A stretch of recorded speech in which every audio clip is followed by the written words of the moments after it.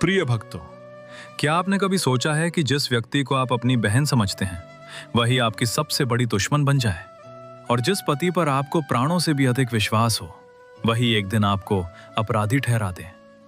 आज की यह कहानी सिर्फ एक कथा नहीं है, ये उस स्त्री की करुण कहानी है जिसकी भक्ति में कोई कमी नहीं थी, फिर भी उसे जीवन का सबसे कठिन दंड भोगना पड़ा।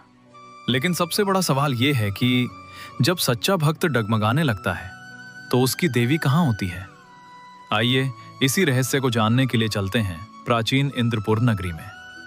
प्रिय श्रोताओं, आज शुक्रवार का ये पावन दिन केवल एक तिथि नहीं है, ये वो दिव्य अवसर है जब स्वयं सुख, शांति और संतोष की अधिष्ठात्री माता संतोषी अपने भक्तों की पुकार सुनती हैं।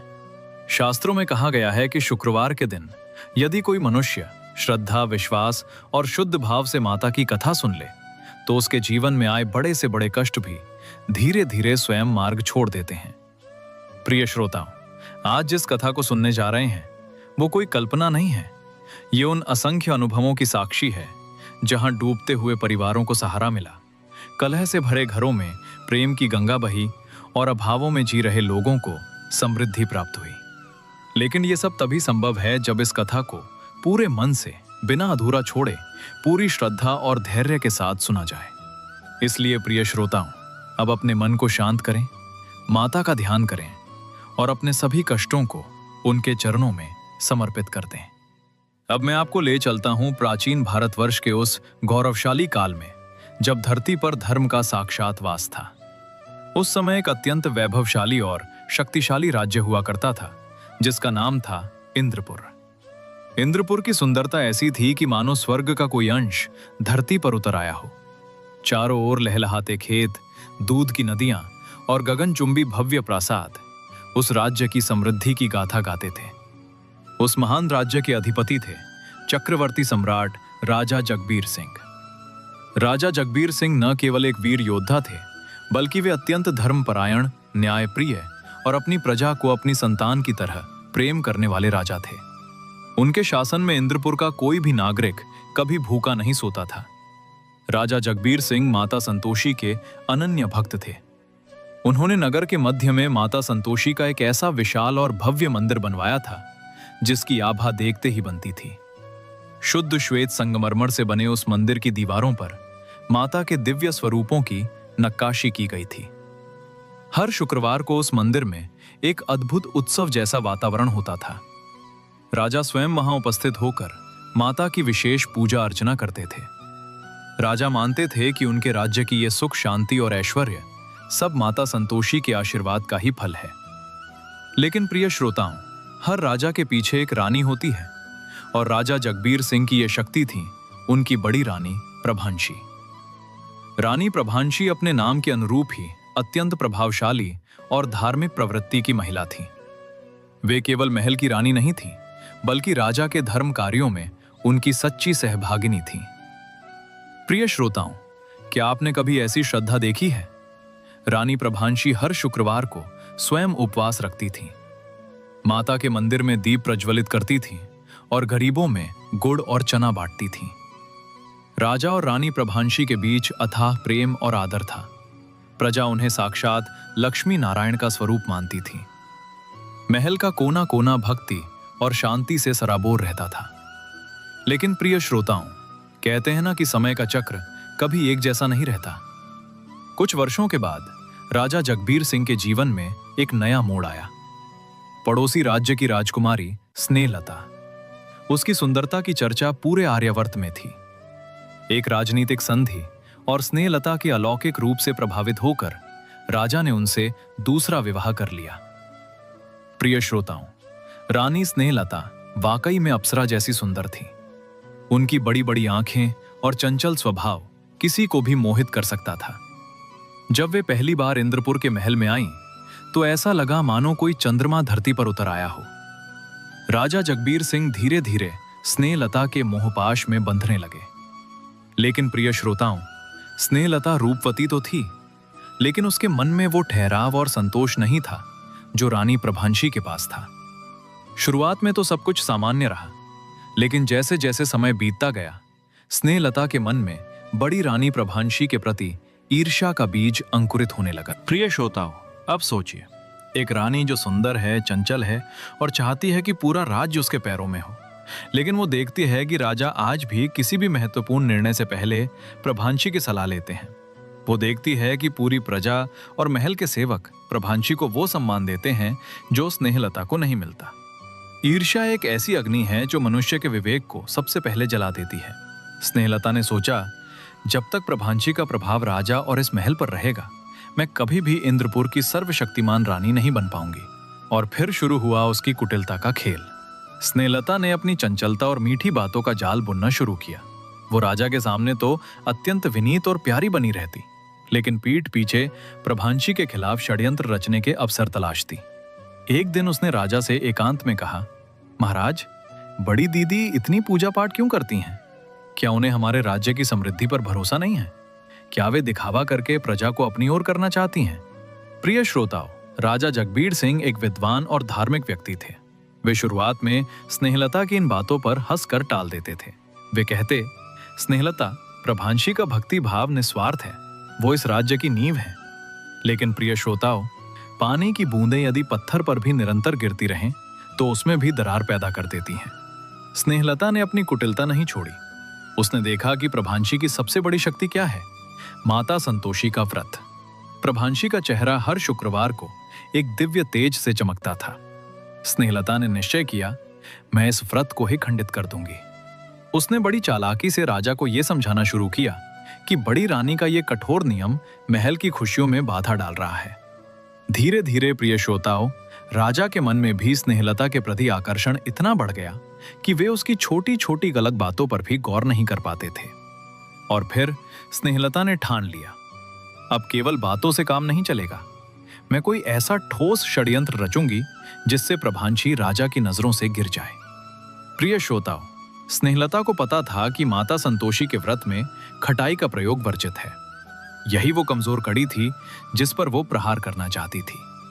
रात का अंधेरा। स्नेहलता और उसकी दासी चंपा दबे पांव प्रभांशी के कक्ष की ओर बढ़े। प्रभांशी गहरी निद्रा में थी। उनके होठों पर माता का नाम था। उनके चेहरे पर वो शांति थी जो केवल सच्चे भक्त को ही मिलती है। स्नेहलता ने प्रभांशी के सिरहाने रखे जल के पात्र में चुपके से नींबू की कुछ बूंदें डाल दी। उसने सोचा, सुबह उठते ही जब प्रभांशी ये जल पिएगी तो उसका व्रत और उसकी पवित्रता दोनों खंडित हो जाएंगे। स्नेहलता के चेहरे पर एक कुटिल मुस्कान थी। उसे लगा कि अब उसे जीतने से कोई नहीं रोक सकता। लेकिन प्रिय श्रोताओं, वो नहीं जानती थी कि माता संतोषी की दिव्य दृष्टि सब कुछ देख रही है। अगली सुबह ब्रह्म मुहूर्त। रानी प्रभांशी की आंखें खुली। उनके होंठों पर माता का नाम था। वे उठी और नियम के अनुसार जल के उस पात्र की ओर बढ़ी। उधर अपने कक्ष के झरोखे से स्नेहलता अपनी सांसें रोके ये सब देख रही थी। उसके दिल की धड़कनें तेज हो गईं। उसे लग रहा था कि अब बस एक क्षण और प्रभांशी का वर्षों का व्रत धूल में मिल जाएगा। लेकिन प्रिय श्रोताओं, तभी कुछ ऐसा हुआ जिसकी उसने कल्पना भी नहीं की थी। जैसे ही प्रभांशी ने उस पात्र को उठाया, अचानक एक सुंदर मोर महल की मुडेर पर आकर जोर से चिल्लाया। उसके पंखों की फरफराहट से प्रभांशी का हाथ थोड़ा डगमगाया और उसी क्षण पूजा कक्ष में रखी माता संतोषी की एक छोटी सी घंटी अपने आप बज उठी। प्रिय श्रोताओं, क्या यह संयोग था या माता का संकेत? प्रभांशी ठिठक गईं। उन्हें लगा कि शायद माता उन्हें कुछ बता रही हैं। उन्होंने जल पीने के बजाय उस पात्र को नीचे रख दिया और गौर से देखा। उन्होंने पाया कि जल के ऊपर कुछ छोटे छोटे बुलबुले हैं और उसकी सुगंध कुछ बदली हुई है। प्रभांशी के मन में एक क्षण के लिए भी अपनी छोटी बहन स्नेहलता पर संदेह नहीं आया। उन्हें लगा कि शायद रात में कोई कीट उसमें गिर गया होगा। उन्होंने वो जल बाहर फेंक दिया और नया जल लाकर अपनी दिनचर्या शुरू कर दी। जब स्नेहलता ने यह देखा तो प्रिय श्रोताओं, उसके क्रोध की कोई सीमा नहीं रही। वो अपने दांत पीसने लगी। उसने अपनी दासी चंपा से कहा, चंपा, ये क्या हुआ? नियति भी उस बुढ़िया का साथ दे रही है, लेकिन मैं इतनी आसानी से हार नहीं मानूंगी। अगर वो जल से बच गई तो मैं उसे राजा की नजरों में गिरा कर रहूंगी। प्रिय श्रोताओं, स्नेहलता अब समझ चुकी थी कि प्रभांशी को सीधे नुकसान पहुंचाना कठिन है, इसलिए उसने राजा के हृदय पर प्रहार करने का निश्चय किया। उसी दिन दोपहर में राजा जगबीर सिंह अपने राजकार्य से विश्राम कर रहे थे। स्नेहलता उनके पास पहुंची। उसने अपनी आंखों में नकली आंसू भरे और अत्यंत दुखी होने का नाटक किया। जब राजा ने अपनी प्रिय छोटी रानी को इस अवस्था में देखा तो वे विचलित हो गए। उन्होंने स्नेहलता का हाथ पकड़कर पूछा, प्रिय स्नेहलता, इन आंखों में आंसू? इंद्रपुर की महारानी को कौन सा दुख सता रहा है? क्या किसी ने तुम्हारा अपमान किया है? स्नेहलता ने हिचकी लेते हुए कहा, महाराज, मैं तो इस महल में आपकी दासी बनकर आई थी। मुझे लगा था कि यहाँ मुझे बड़ी बहन का प्यार मिलेगा, लेकिन बड़ी दीदी, वे तो मुझे फूटी आंख नहीं सुहाती। आज सुबह जब मैं उनके पास सेवा के लिए गई तो उन्होंने मुझे दुत्कार दिया। उन्होंने कहा कि मैं उनके व्रत और पवित्रता के बीच आती हूँ। महाराज, क्या सुंदर होना और आपसे प्रेम करना मेरा अपराध है? प्रिय श्रोताओं, राजा जगबीर सिंह चकित रह गए। उन्हें विश्वास नहीं हो रहा था कि शांत और सौम्य स्वभाव वाली प्रभांशी ऐसा कह सकती हैं। लेकिन स्नेहलता का अभिनय इतना सजीव था कि राजा का मन डोलने लगा। उन्होंने स्नेहलता को सांत्वना तो दी, लेकिन उनके मन के भीतर प्रभांशी के प्रति करुणा की जगह संदेह का एक छोटा सा कंकर गिर गया था। प्रिय श्रोताओं, अब कहानी में एक और मोड़ आता है। वैशाख मास की विशेष सभा का आयोजन था, वसंत का उत्सव, जहां पूरे राज्य के विद्वान और कलाकार एकत्रित होते थे।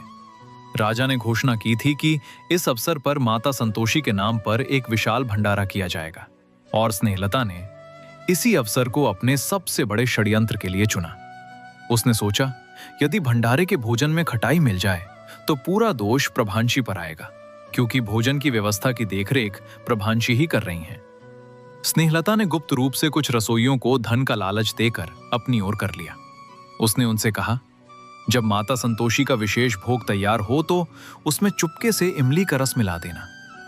प्रिय श्रोताओं, यहां एक बात समझने वाली है। भक्ति में जितनी शक्ति होती है, अधर्म के मार्ग पर चलने वालों में उतनी ही चतुराई होती है, लेकिन वो चतुराई ईश्वर के विधान के सामने कभी सफल नहीं होती। उत्सव का दिन आया। प्रिय श्रोताओं, पूरा इंद्रपुर रोशनी से जगमगा रहा था। माता के मंदिर को फूलों से ऐसा सजाया गया था कि मानो साक्षात वैकुंठ धरती पर उतर आया हो। रानी प्रभांशी स्वयं एक एक वस्तु का निरीक्षण कर रही थी। उन्होंने शुद्ध घी की मिठाइयां और माता के प्रिय गुड़ चने का प्रसाद तैयार करवाया था। राजा जगबीर सिंह अपने सिंहासन पर विराजमान थे। उनके एक ओर प्रभांशी बैठी थीं और दूसरी ओर स्नेहलता। स्नेहलता बार बार राजा के कान में कुछ न कुछ कहती रही, जिससे राजा बार बार प्रभांशी की ओर संदेह भरी दृष्टि से देखते। और फिर भंडारा शुरू होने का समय आया। हजारों लोग पंक्ति में बैठे थे। मुख्य रसोइया प्रसाद की थाली लेकर राजा के सम्मुख आया। स्नेहलता के दिल की धड़कनें तेज हो गईं। उसे लगा, अब मेरा काम हो गया। राजा जैसे ही उस भोजन को चखेंगे और उन्हें उसमें खटाई मिलेगी, वे क्रोधित होकर प्रभांशी को राज्य से निकाल देंगे। राजा जगबीर सिंह ने एक कौर उठाया और तभी, प्रिय श्रोताओं, तभी कुछ ऐसा हुआ जिसने सबकी सांसें रोक दी। अचानक हवा का एक ऐसा झोंका आया कि पूरे पंडाल के दीपक बुझ गए। पूरे पंडाल में कुछ क्षणों के लिए घोर अंधेरा छा गया। उस अंधेरे में किसी को कुछ दिखाई नहीं दे रहा था। और फिर माता संतोषी की प्रतिमा से एक दिव्य ज्योति निकली। वो ज्योति सीधे राजा की थाली में जा गिरी। जब दोबारा दीपक जलाए गए तो राजा ने वो प्रसाद ग्रहण किया। स्नेहलता उत्सुकता से राजा के चेहरे की ओर देख रही थी। कब उनका चेहरा बिगड़ेगा, कब वे चिल्लाएंगे। लेकिन प्रिय श्रोताओं, राजा के चेहरे पर एक अद्भुत संतोष छा गया। उन्होंने कहा, वाह, आज तक मैंने ऐसा दिव्य और स्वादिष्ट प्रसाद कभी नहीं चखा। प्रभांशी, तुम्हारी देखरेख में वाकई चमत्कार है। इस भोजन में तो अलौकिक सुगंध है। स्नेहलता सन्न रह गई। वो तुरंत रसोई की ओर भागी। वहां जाकर उसने देखा कि जिन बर्तनों में खटाई डाली गई थी, वे सब के सब शुद्ध दूध और शहद में बदल चुके थे। प्रिय श्रोताओं, माता संतोषी ने अपने भक्त की रक्षा के लिए वो चमत्कार किया था। लेकिन क्या स्नेहलता रुक गई? नहीं। अब उसने एक और भी भयानक योजना बनाई। उसने सोचा, अगर भोजन और जल से काम नहीं बना तो मैं राजा के मन में प्रभांशी के चरित्र और उसके निष्ठा के प्रति जहर घोलूंगी। उसने राजा से एकांत में कहना शुरू किया कि प्रभांशी गुप्त रूप से राज्य के शत्रुओं से मिलती है और अपनी पूजा पाठ की आड़ में वो कुछ तंत्र मंत्र कर रही है, ताकि राजा सदैव उसके नियंत्रण में रहे। प्रिय श्रोताओं, राजा जो धीरे धीरे स्नेहलता के मोह में अपनी बुद्धि खोते जा रहे थे, अब प्रभांची से दूर रहने लगे। उन्होंने प्रभांची के कक्ष में जाना छोड़ दिया, उनसे बात करना भी बंद कर दिया। रानी प्रभांची ये सब देख रही थी। उनका हृदय छलनी हो रहा था। जिस पति ने हमेशा उन्हें सम्मान दिया, आज वही उनसे आंखें चुरा रहा था। प्रभांची को समझ नहीं आ रहा था कि उनसे क्या भूल हुई, उन्होंने क्या पाप किया था। लेकिन प्रिय श्रोताओं, यहां कहानी में सबसे बड़ा मोड़ आता है। प्रभांची ने हार नहीं मानी। उन्होंने सोचा, शायद मेरे ही प्रारब्ध में कोई कमी है, मैं और अधिक श्रद्धा से माता की पूजा करूंगी। और उन्होंने एक कठोर व्रत रखने का निश्चय किया। जब तक मेरे पति का मन नहीं बदलता, तब तक मैं अन्न जल त्याग दूंगी। लेकिन प्रिय श्रोताओं, स्नेहलता को यह और भी अच्छा लगा। उसने सोचा, अगर प्रभांची ने खुद ही अन्न जल त्याग दिया तो मैं उसे और भी अधिक दुख दूंगी, मैं उसे राज्य से निकलवा दूंगी। और इसी बीच स्नेहलता ने एक ऐसा कदम उठाया जिसकी कल्पना भी नहीं की जा सकती। उसने राजा से कहा, महाराज, बड़ी दीदी ने व्रत रखने का नाटक किया है, लेकिन रात में वे गुप्त रूप से भोजन करती हैं। यदि आप प्रमाण चाहते हैं तो आज रात उनके कक्ष पर नजर रखिए। और उसी रात स्नेहलता ने अपनी दासी के माध्यम से प्रभांची के कक्ष में एक थाली भोजन रखवा दिया, ये सोचकर कि सुबह राजा उसे देख लेंगे और समझेंगे कि प्रभांची झूठी हैं। प्रिय श्रोताओं, अब कहानी उस बिंदु पर आ गई है जहां से वापसी संभव नहीं लगती। प्रभांची वो रानी जिसने कभी किसी का बुरा नहीं सोचा, जिसने हर शुक्रवार को उपवास रखा, जिसने गरीबों को भोजन करवाया, आज वही रानी राजद्रोही बनकर रह गई है। राजा उससे नाराज है। स्नेहलता उसकी बहन बनकर उसका गला घोट रही है और पूरा महल उसके खिलाफ हो चुका है। प्रभांची ने माता संतोषी के समक्ष अंतिम प्रार्थना की, मां, मुझसे कोई भूल हुई हो तो क्षमा कर दो, लेकिन मां, मेरा सतीत्व, मेरी भक्ति, ये सब केवल दिखावा नहीं है। मां, तुम ही हो मेरी एकमात्र आशा। और प्रिय श्रोताओं, सुबह हुई।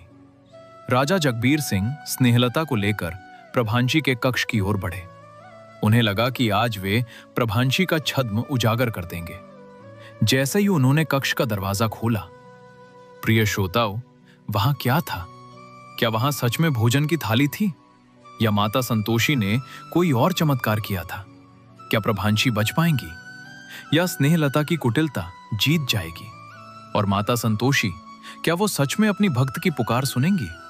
प्रिय श्रोताओं, ये सब जानने के लिए आपको इस कथा का दूसरा भाग अवश्य सुनना होगा। प्रिय भक्तों, पिछले भाग में हमने देखा कि कैसे रानी स्नेहलता ने अपनी कुटिलता के जाल में रानी प्रभांची को फंसा दिया था। राजा जगबीर सिंह स्नेहलता के मोहपाश में बंधकर प्रभांची से दूर होते जा रहे थे। और फिर वो रात आई, वो रात जब स्नेहलता ने प्रभांची के कक्ष में भोजन की थाली रखवा दी थी और अब सुबह हो चुकी थी। प्रिय श्रोताओं, अब सोचिए, राजा जगबीर सिंह अपने हाथ में सत्य का दंड लिए उस कक्ष की ओर बढ़ रहे थे जहां उनकी वो रानी रहती थी, जिसे वे कभी अपनी आत्मा का हिस्सा मानते थे। राजा के मन में संदेह तो था, लेकिन उनके कदम भारी थे, क्योंकि उन्हें पता था कि अगर ये सच हुआ तो वे प्रभांची को कभी माफ नहीं कर पाएंगे। स्नेहलता राजा के पीछे पीछे चल रही थी। उसके चेहरे पर विजय की मुस्कान थी। उसे लगा कि अब कुछ ही कदम दूर है उसकी जीत। उसने सोचा, आज प्रभांची का ढोंग खत्म होगा, आज राजा उसका असली चेहरा देख लेंगे और आज से ये महल केवल मेरा होगा। लेकिन प्रिय श्रोताओं, स्नेहलता नहीं जानती थी कि जिस माता संतोषी को वो अपना शत्रु समझ रही थी, वही अब अपना रौद्र रूप धारण करने जा रही थी। राजा ने कक्ष का दरवाजा खोला। स्नेहलता ने आंखें मूंद ली। उसे लगा कि जैसे ही वो आंखें खोलेगी, वो प्रभांची को झुकते हुए देखेगी। लेकिन जब उसने आंखें खोली तो उसके पैर जमीन से उखड़ गए।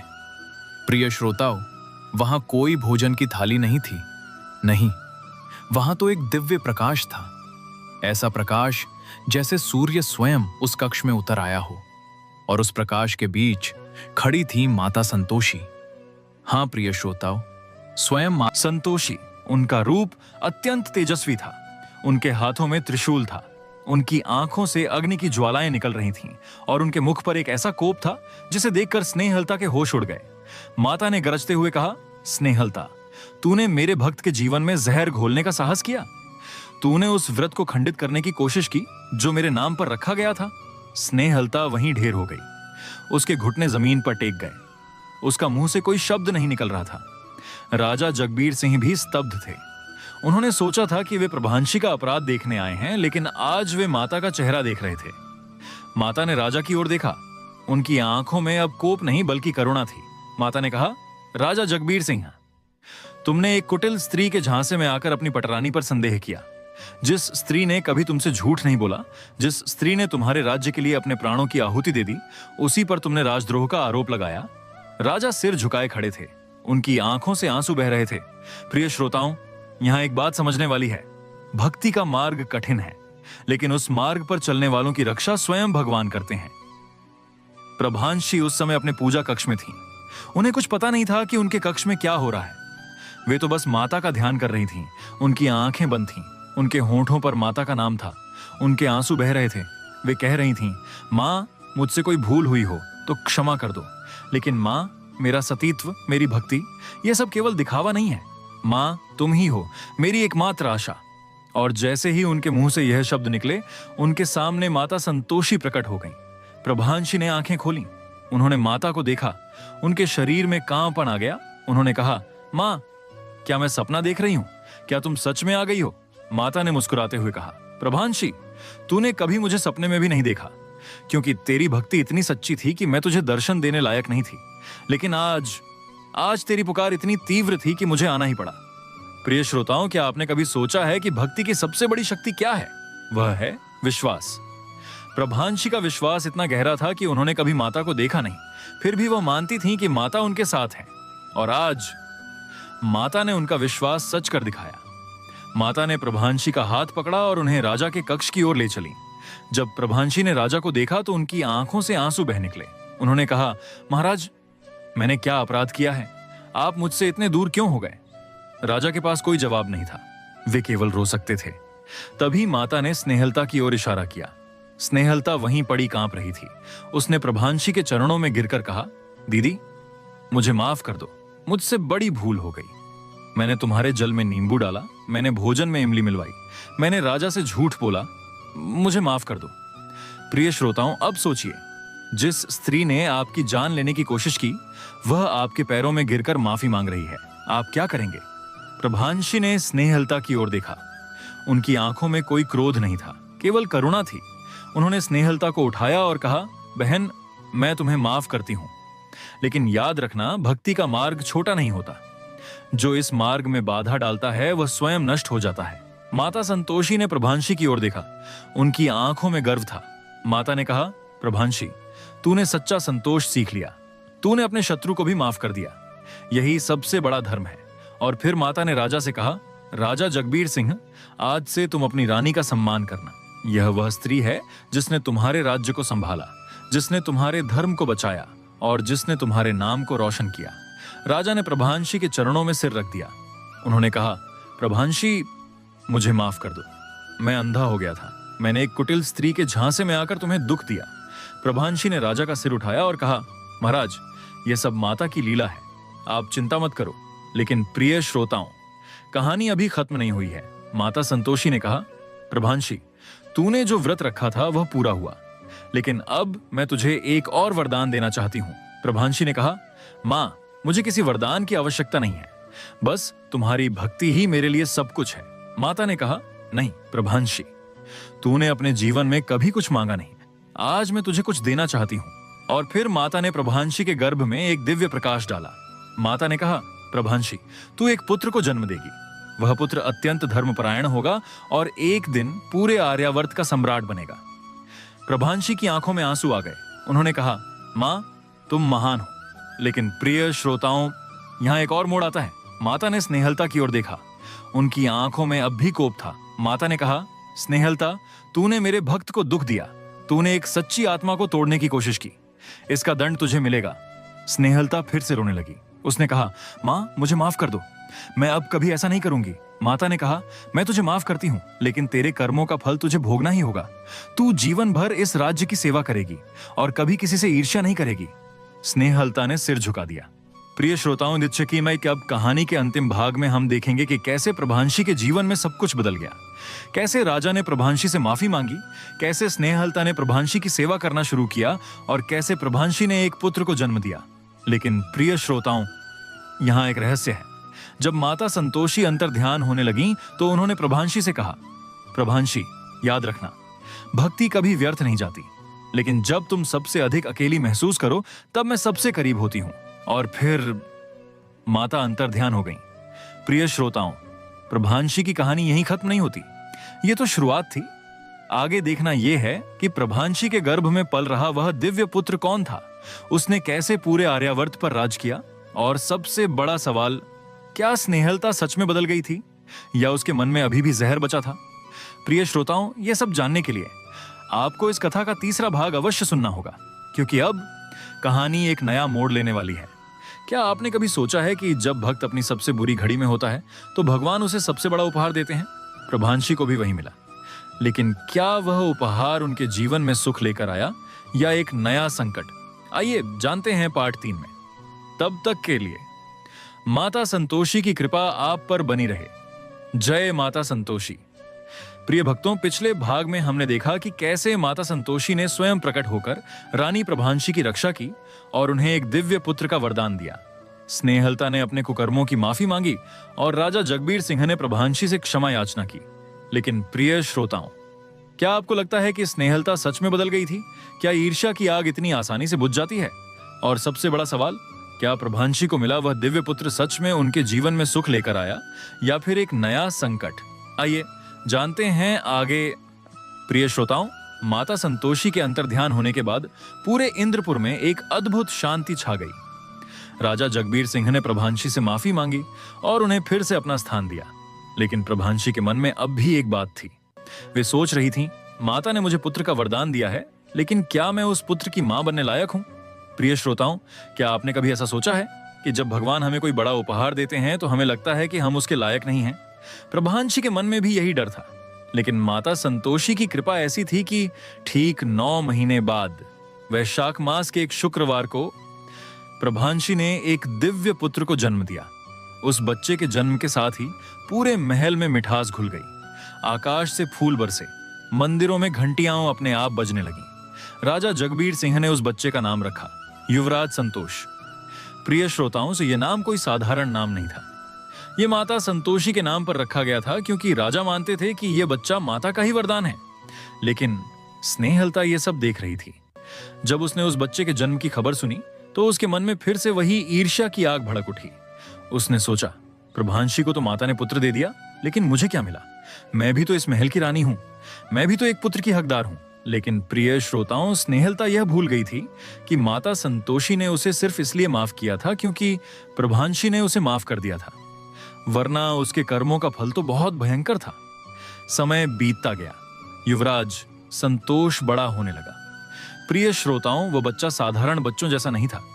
जब वह केवल 5 वर्ष का था तो उसने बिना किसी गुरु के चारों वेदों का पाठ कर लिया था। जब वह 7 वर्ष का था तो उसने राजा के दरबार में विद्वानों को उनके ही सवालों के जवाब देकर हैरान कर दिया था। और सबसे बड़ी बात, हर शुक्रवार को वह अपनी मां प्रभांशी के साथ माता संतोषी के मंदिर जाता था और घंटों ध्यान में बैठा रहता था। प्रभांशी को अपने पुत्र पर अत्यंत गर्व था, लेकिन वे यह भी जानती थीं कि यह सब माता की कृपा थी। लेकिन प्रिय श्रोताओं, स्नेहलता अब तक चुप थी, लेकिन उसके मन में जहर और गहरा होता जा रहा था। एक दिन स्नेहलता ने अपनी दासी चंपा को बुलाया और कहा, चंपा, देख तो यह बालक संतोष कैसे दिन प्रतिदिन बढ़ता जा रहा है। अगर यह इसी तरह बढ़ता रहा तो एक दिन यह पूरे आर्यावर्त का सम्राट बनेगा। और मैं तो बांझ हूं, मेरी कोख में कभी पुत्र नहीं पलेगा। चंपा ने कहा, महारानी आप चिंता मत कीजिए, माता संतोषी की कृपा से आपको भी पुत्र अवश्य मिलेगा। लेकिन स्नेहलता ने गुस्से में कहा, चुप रह, मुझे माता संतोषी की कोई कृपा नहीं चाहिए। उन्होंने तो केवल प्रभांशी को ही वरदान दिया, मुझे तो उन्होंने दंड दिया। प्रिय श्रोताओं, अब स्नेहलता के मन में जो विचार आया वह इतना भयानक था कि उसे सुनकर आपके रोंगटे खड़े हो जाएंगे। उसने सोचा, अगर मैं पुत्र नहीं पा सकती तो प्रभांशी का पुत्र भी जीवित नहीं रहेगा। हाँ प्रिय श्रोताओं, स्नेहलता ने उस निर्दोष बालक की हत्या की योजना बना ली थी। उसने चंपा से कहा, चंपा, अगले शुक्रवार को जब प्रभांशी और संतोष मंदिर जाएंगे तो रास्ते में एक ऐसा हादसा कर दो कि वह बालक वापस न लौटे। चंपा डर गई। उसने कहा, महारानी, ये तो पाप होगा, वह निर्दोष बालक है। स्नेहलता ने चंपा को धमकाया, यदि तूने मेरी बात नहीं मानी तो मैं तुझे ऐसे दंड दूंगी कि तू जीवन भर रोती रहेगी। चंपा के पास कोई चारा नहीं था, उसने सिर झुका दिया।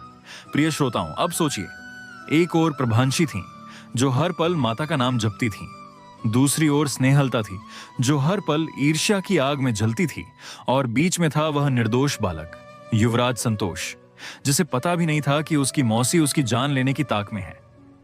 अगले शुक्रवार का दिन आया।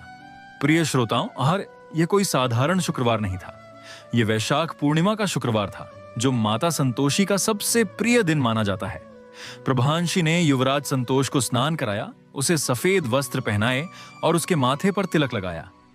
संतोष ने अपनी मां से पूछा, मां, आज हम माता के मंदिर क्यों जा रहे हैं? हम तो हर शुक्रवार जाते हैं। प्रभांशी ने कहा, बेटा, आज वैशाख पूर्णिमा है। आज के दिन माता संतोषी ने स्वयं इस धरती पर अवतार लिया था। आज के दिन उनकी पूजा का विशेष महत्व है। संतोष ने कहा, मां, क्या मैं आज माता से कुछ मांग सकता हूं? प्रभांशी ने मुस्कुराते हुए कहा, बेटा, माता से कुछ मांगने से पहले यह सोच लेना कि तुम उसके लायक हो या नहीं। माता केवल वही देती हैं जो तुम्हारे लिए अच्छा हो। संतोष ने सिर झुका दिया। प्रिय श्रोताओं, वो बालक केवल 7 वर्ष का था, लेकिन उसकी समझ इतनी गहरी थी कि वह जीवन के रहस्यों को समझ सकता था। प्रभांशी और संतोष मंदिर की ओर चल पड़े। रास्ते में स्नेहलता ने जो षड्यंत्र रचा था वह साकार होने वाला था। चंपा ने कुछ दुष्टों को काम पर लगा रखा था। वे रास्ते में पेड़ काटकर गिराने वाले थे ताकि जब प्रभांशी और संतोष उस रास्ते से गुजरें तो वह पेड़ उन पर गिरे। लेकिन प्रिय श्रोताओं, क्या माता संतोषी अपने भक्तों को इतनी आसानी से मरने देंगी? जब प्रभांशी और संतोष उस रास्ते पर पहुंचे तभी अचानक एक भयंकर तूफान आया। वह तूफान इतना तेज था कि आसमान में बादल गरजने लगे, बिजली कड़कने लगी और तेज हवा चलने लगी। उस तूफान में वे दुष्ट जो पेड़ काट रहे थे वहीं गिर गए। पेड़ नहीं गिरा, बल्कि वे दुष्ट उस तूफान में बिखर गए। प्रभांशी ने संतोष को अपनी गोद में उठा लिया और एक पेड़ के नीचे खड़ी हो गई। उन्होंने माता का नाम जपना शुरू कर दिया। संतोष ने अपनी मां से पूछा, मां, ये तूफान क्यों आया? प्रभांशी ने कहा, बेटा, ये तूफान हमारी परीक्षा है। माता देख रही हैं कि हमारा विश्वास डगमगाता है या नहीं। और जैसे ही प्रभांशी के मुंह से यह शब्द निकले, तूफान थम गया, आसमान साफ हो गया, सूरज निकल आया। प्रिय श्रोताओं, क्या यह संयोग था या माता का चमत्कार? वह तूफान केवल इसलिए आया था ताकि स्नेहलता की योजना विफल हो जाए। जब स्नेहलता को यह पता चला कि उसकी योजना फिर से विफल हो गई तो वह पागलों की तरह चिल्लाने लगी। उसने कहा, यह प्रभांशी जादूगरनी है, यह मंत्र तंत्र से सब कुछ कर लेती है, मैं इसे अब जीवित नहीं छोड़ूंगी। लेकिन प्रिय श्रोताओं, स्नेहलता को यह नहीं पता था कि अब उसकी सारी योजनाएं असफल ही नहीं होंगी, बल्कि उस पर माता का कोप और भी भयंकर रूप लेगा। उधर प्रभांशी और संतोष मंदिर पहुंच गए थे। प्रभांशी ने माता की प्रतिमा के सामने घी का दीपक जलाया और अपनी आंखें बंद कर लीं। संतोष भी अपनी मां के बगल में बैठ गया। उसने अपनी आंखें बंद की और माता का ध्यान करने लगा। तभी प्रिय श्रोताओं, तभी कुछ ऐसा हुआ जिसकी किसी ने कल्पना नहीं की थी। माता संतोषी की प्रतिमा से एक दिव्य ज्योति निकली और सीधे संतोष के हृदय में समा गई। संतोष की आंखें खुल गईं। उसने देखा कि उसके सामने माता संतोषी खड़ी हैं। हाँ प्रिय श्रोताओं, संतोष को माता के दर्शन हो गए थे। संतोष ने कहा, मां, तुम आ गई, मैं तो तुम्हारी प्रतीक्षा कर रहा था। माता ने कहा, बेटा, मैं जानती हूं तूने मुझे कभी देखा नहीं, फिर भी तू मुझ में विश्वास रखता है, यही तो सच्ची भक्ति है। संतोष ने कहा, मां, मुझे एक वरदान चाहिए। माता ने कहा, मां, बेटा। संतोष ने कहा, मां, मैं चाहता हूं कि मेरी मां प्रभांशी कभी दुखी ना हो, और मैं चाहता हूं कि जो लोग दूसरों को दुख देते हैं उन्हें उनके कर्मों का फल मिले। अब प्रिय श्रोताओं, क्या आपने देखा, 7 साल का बच्चा अपने लिए नहीं, अपनी मां के लिए वरदान मांग रहा है। माता ने कहा, बेटा, तेरी मां कभी दुखी नहीं होगी, और जो लोग दूसरों को दुख देते हैं उन्हें उनके कर्मों का फल अवश्य मिलेगा। और फिर माता अंतर्ध्यान हो गई। प्रभांशी ने जब आंखें खोली तो देखा कि संतोष के चेहरे पर एक अलग ही तेज है।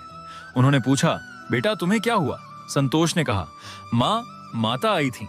प्रभांशी की आंखों से आंसू बह निकले। उन्होंने कहा, सच में माता आई थी? संतोष ने कहा, हाँ मां, और उन्होंने वचन दिया है कि तुम कभी दुखी नहीं होगी। प्रिय श्रोताओं, उस दिन के बाद से प्रभांशी और भी अधिक श्रद्धा से माता की पूजा करने लगी। लेकिन स्नेहलता का क्रोध दिन प्रतिदिन बढ़ता जा रहा था।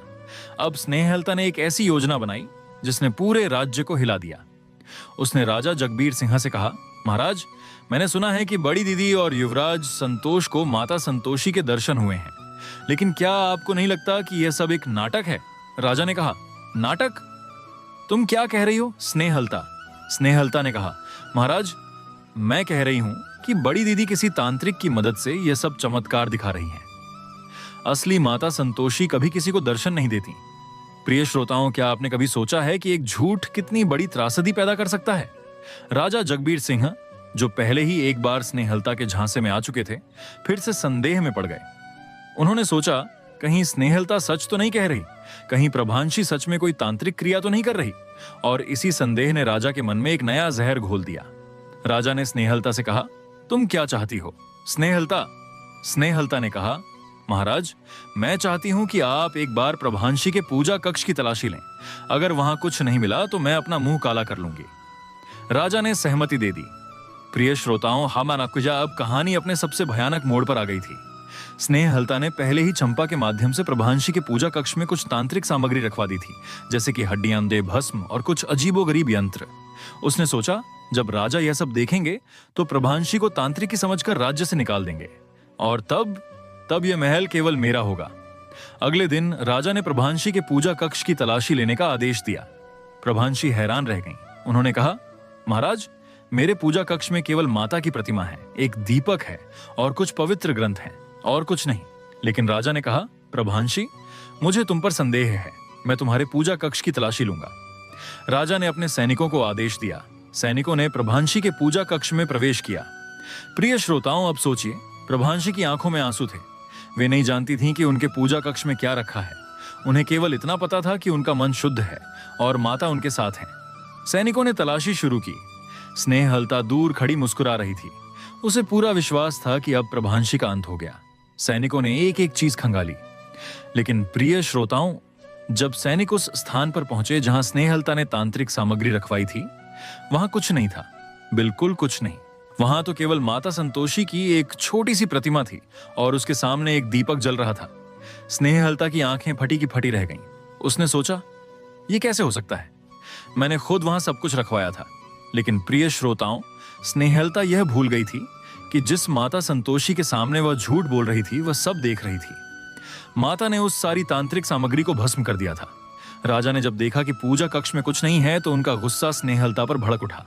राजा ने कहा, स्नेहलता, तुमने मुझसे झूठ बोला, तुमने मुझे फिर से धोखा दिया। स्नेहलता के पैर उखड़ गए, वह जमीन पर गिर पड़ी। राजा ने कहा, स्नेहलता, तुम्हारा दंड क्या होना चाहिए? प्रभांशी आगे बढ़ी।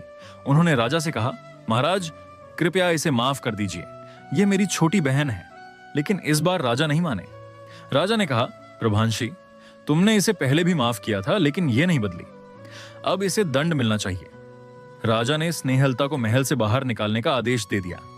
प्रिय श्रोताओं, स्नेहलता रोती हुई महल से बाहर निकल गई। लेकिन जाते जाते उसने एक बार प्रभांशी की ओर देखा। उसकी आंखों में अब भी वही ईर्ष्या थी, वही जलन थी।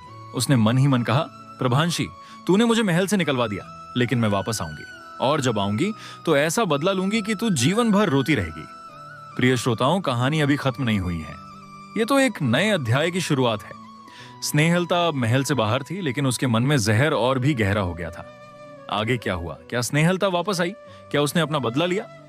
और सबसे बड़ा सवाल, युवराज संतोष, जिसे माता संतोषी ने दर्शन दिए थे, उसने अपने जीवन में क्या किया?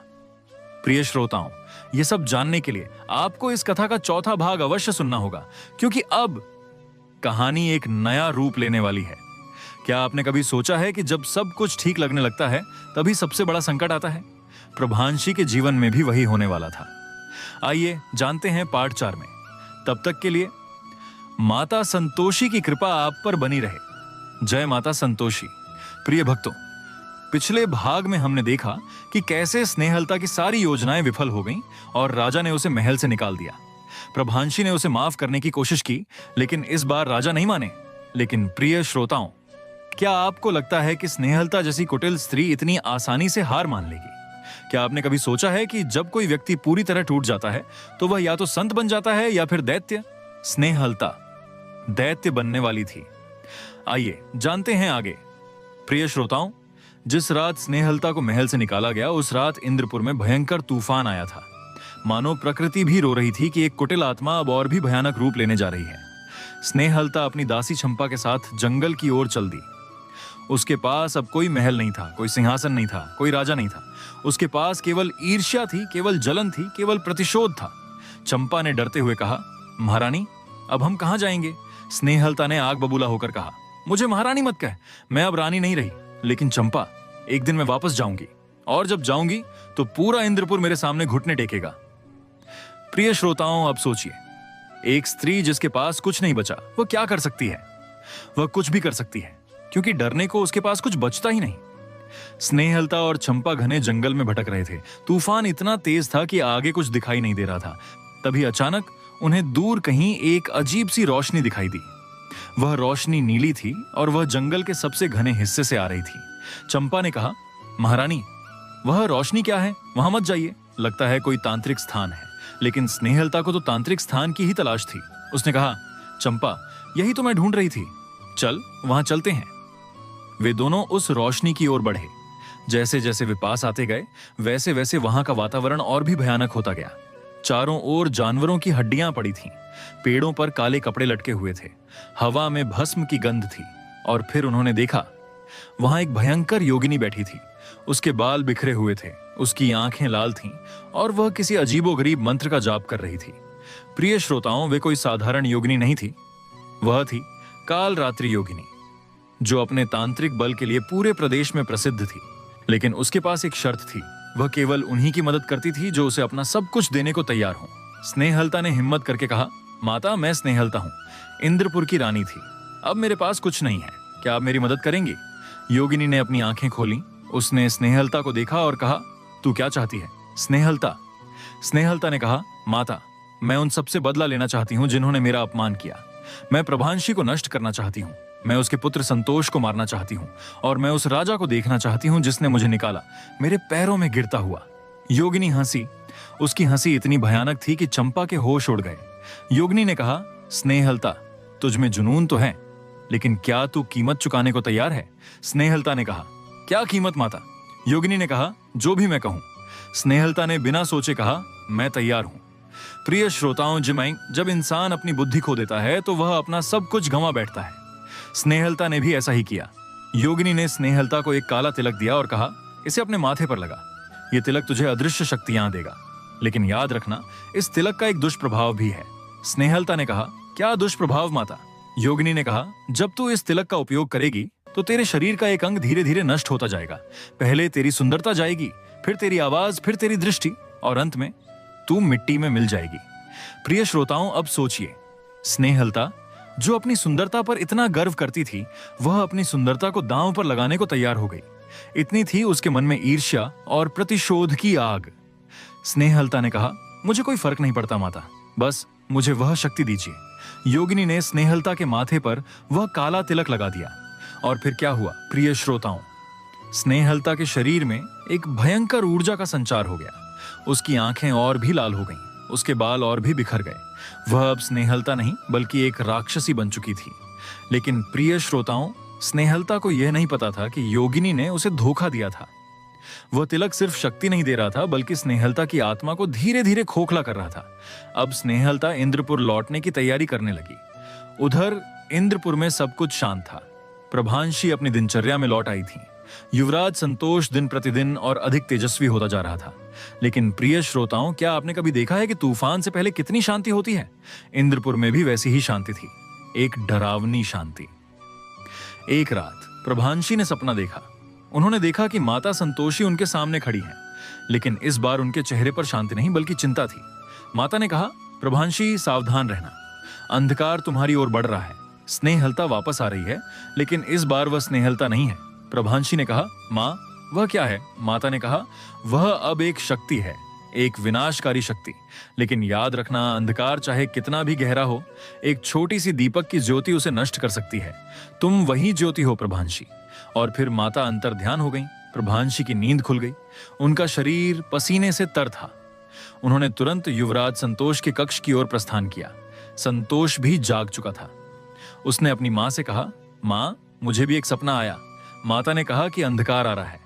प्रभांशी ने संतोष को गले लगा लिया और कहा, बेटा डरो मत, माता हमारे साथ है। लेकिन प्रिय श्रोताओं, अगली सुबह जो हुआ उसने पूरे इंद्रपुर को हिला दिया। सुबह सुबह आकाश में काले बादल छा गए। यह वैशाख का महीना था, बारिश का समय नहीं था, फिर भी बादल घनेरे थे। मंदिरों की घंटियां अपने आप बजने लगीं, लेकिन उनकी आवाज कर्कश थी, मधुर नहीं।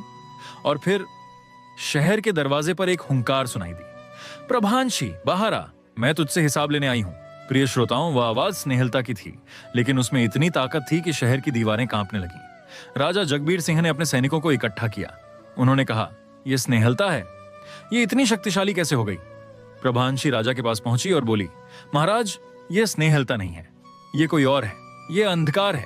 राजा ने कहा, प्रभांशी तुम यहां रहो, मैं उससे निपटता हूं। लेकिन प्रभांशी ने कहा, नहीं महाराज, यह मेरी लड़ाई है, मुझे जाने दीजिए। राजा ने मना किया, लेकिन प्रभांशी नहीं मानी। वह शहर के दरवाजे की ओर चल पड़ी। उनके पीछे पीछे युवराज संतोष भी चल दिया। प्रभांशी ने कहा, बेटा तुम यहां रुको। संतोष ने कहा, माँ, आप अकेले नहीं जाएंगी, मैं आपके साथ हूं। प्रिय श्रोताओं, एक 7 साल का बच्चा अपनी मां के साथ अंधकार से लड़ने जा रहा था। क्या यह साहस नहीं है? जब प्रभांशी शहर के दरवाजे पर पहुंची तो उन्होंने देखा कि स्नेहलता अब पहले जैसी नहीं रही थी। उसके शरीर से काली ज्योति निकल रही थी। उसके बाल सांपों की तरह लहरा रहे थे। उसकी आंखों से खून टपक रहा था। स्नेहलता ने कहा, प्रभांशी, आज तेरा अंत होगा। आज मैं वो सब ले लूंगी जो तुझसे छीना गया था। प्रभांशी ने शांति से कहा, स्नेहलता रुक जा, अभी भी समय है। माता संतोषी की कृपा से तू बदल सकती है। स्नेहलता जोर से हंसी। उसकी हंसी से आसमान फट गया, बिजली कड़कने लगी। उसने कहा, प्रभांशी, तेरी माता संतोषी को मैं चुनौती देती हूं। अगर वो सच में है तो आज वो तेरी रक्षा करके दिखाएं। प्रिय श्रोताओं, ये सिर्फ प्रभांशी और स्नेहलता की लड़ाई नहीं थी, ये भक्ति और अंधकार के बीच की लड़ाई थी। ये सत्य और असत्य के बीच का युद्ध था। स्नेहलता ने अपना हाथ उठाया। उसके हाथ से आग की लपटें निकलने लगी। उसने कहा, प्रभांशी, आज तू जलेगी। लेकिन उसी क्षण युवराज संतोष अपनी मां के आगे आ गया। उसने अपने दोनों हाथ जोड़ लिए और माता संतोषी का नाम जपने लगा। जय माता संतोषी, जय माता संतोषी, जय माता संतोषी। प्रिय श्रोताओं, जब एक बच्चा इतनी श्रद्धा से नाम जपता है तो उसकी आवाज में जादू होता है। संतोष की आवाज इतनी तेज हुई कि वो पूरे शहर में गूंजने लगी। लोग अपने अपने घरों से बाहर आ गए। हजारों लोगों ने उसी मंत्र का जाप करना शुरू कर दिया। जय माता संतोषी, जय माता संतोषी, जय माता संतोषी। स्नेहलता के हाथ की आग बुझ गई। वो चिल्लाने लगी, नहीं, ये नहीं हो सकता, मैं तो अजय हूं। लेकिन प्रिय श्रोताओं, कोई भी अजय नहीं होता जब सामने हजारों भक्तों की प्रार्थना हो। स्नेहलता ने अपनी सारी शक्ति लगा दी। उसने फिर से हाथ उठाया, लेकिन इस बार उसके हाथ से कुछ नहीं निकला। उसने देखा कि उसके शरीर की काली ज्योति धीरे धीरे कम हो रही थी। उसके माथे का काला तिलक फीका पड़ने लगा था। योगिनी ने जो कहा था वो सच हो रहा था। तिलक का दुष्प्रभाव शुरू हो चुका था। स्नेहलता की सुंदरता जा रही थी। उसका चेहरा झुर्रीदार होने लगा था। स्नेहलता चिल्लाई, नहीं, मैं यहां कभी नहीं मरूंगी। और वो वहां से भाग गई, जंगल की ओर। प्रिय श्रोताओं, उस दिन प्रभांशी और संतोष की जीत हुई थी। लेकिन यह जीत पूरी नहीं थी, क्योंकि स्नेहलता अभी जीवित थी और जीवित शत्रु हमेशा खतरनाक होता है। राजा जगबीर सिंह ने प्रभांशी को अपने हृदय से लगा लिया। उन्होंने कहा, प्रभांशी, आज मैं समझ गया कि सच्ची भक्ति क्या होती है। आज मैं समझ गया कि तुम इस राज्य की आत्मा हो। प्रभांशी ने कहा, महाराज, ये सब माता संतोषी की कृपा है। लेकिन उसी रात प्रभांशी ने फिर से सपना देखा। माता संतोषी उनके सामने आई, लेकिन इस बार उनके चेहरे पर और भी गहरी चिंता थी। माता ने कहा, प्रभांशी, तुमने आज की लड़ाई तो जीत ली, लेकिन युद्ध अभी खत्म नहीं हुआ है। स्नेहलता ने अपनी असली शक्ति का उपयोग नहीं किया है। उसने तो केवल एक छोटा सा अंश दिखाया था। प्रभांशी ने कहा, मां, फिर क्या होगा? माता ने कहा, स्नेहलता अब योगिनी के पास वापस जाएगी और वो उसे और भी भयंकर शक्ति देगी। लेकिन इस बार वो शक्ति पाने के लिए स्नेहलता को अपना सब कुछ देना होगा। प्रभांशी ने कहा, उसके पास अब क्या बचा है मां? माता ने कहा, उसके पास उसकी आत्मा बची है और वो उसे भी दांव पर लगाने को तैयार है। प्रिय श्रोताओं, क्या आपने कभी सोचा है कि इंसान अपनी आत्मा तक गवा सकता है? हां, जब उसमें सिर्फ ईर्ष्या बचती है तो वो अपनी आत्मा तक बेच देता है। स्नेहलता जंगल में भाग रही थी। उसका शरीर कमजोर हो रहा था, उसका चेहरा बूढ़ा हो रहा था, लेकिन उसकी आंखों में आग थी। वो योगिनी के पास पहुंची और गिड़गिड़ाने लगी, माता, मुझे और शक्ति दो, मुझे प्रभांशी को नष्ट करने की शक्ति दो। योगिनी ने कहा, स्नेहलता, तूने अपनी सुंदरता गवा दी, अब तेरे पास क्या है? स्नेहलता ने कहा, मेरे पास मेरी आत्मा है माता, मैं वो भी देने को तैयार हूं। योगिनी हंसी। उसकी हंसी से जंगल के सारे पेड़ हिल गए। उसने कहा, स्नेहलता, तूने मेरी परीक्षा पास कर ली। अब मैं तुझे वो शक्ति देती हूं जिसके सामने देवता भी झुक जाते हैं। योगिनी ने स्नेहलता के माथे पर एक और तिलक लगाया। यह तिलक लाल था, काले रक्त जैसा। उसने कहा, यह तिलक तुझे तब तक शक्ति देगा जब तक तू किसी भक्त के घर की दहलीज नहीं लांघती। जैसे ही तू किसी सच्चे भक्त के घर में प्रवेश करेगी, तेरी सारी शक्ति नष्ट हो जाएगी। प्रिय श्रोताओं, स्नेहलता अब राक्षसी बन चुकी थी। उसके पास अपार शक्ति थी, लेकिन उस शक्ति की एक कमजोरी थी, भक्ति। उधर इंद्रपुर में प्रभांशी को इस बात का पता नहीं था कि स्नेहलता और भी ताकतवर होकर वापस आएगी। प्रभांशी हर शुक्रवार को माता का व्रत रखती थी, लेकिन इस बार उन्होंने एक नया संकल्प लिया। उन्होंने माता से कहा, मां, मैं तब तक अन्न जल त्याग दूंगी जब तक स्नेहलता का ये अंधकार समाप्त नहीं हो जाता। युवराज संतोष ने अपनी मां से कहा, मां, मैं भी आपके साथ हूं। प्रिय श्रोताओं, एक मां और उसका पुत्र दोनों ने माता के नाम पर अन्न जल त्याग दिया। अब सवाल था, क्या माता संतोषी उनकी यह परीक्षा स्वीकार करेंगी? और क्या स्नेहलता उस दहलीज को लांघ पाएगी जहां भक्ति का वास था? प्रिय श्रोताओं, ये सब जानने के लिए आपको इस कथा का 5वां भाग अवश्य सुनना होगा, क्योंकि अब देवी और दैत्य के बीच अंतिम युद्ध होने वाला है। क्या आपने कभी सोचा है कि जब भक्ति और अंधकार आमने सामने आते हैं तो क्या होता है? प्रभांशी और स्नेहलता के बीच वही होने वाला था। आइए जानते हैं पार्ट 5 में। तब तक के लिए माता संतोषी की कृपा आप पर बनी रहे। प्रिय भक्तों, पिछले भाग में हमने देखा कि कैसे स्नेहलता की सारी योजनाएं विफल हो गईं और राजा ने उसे महल से निकाल दिया।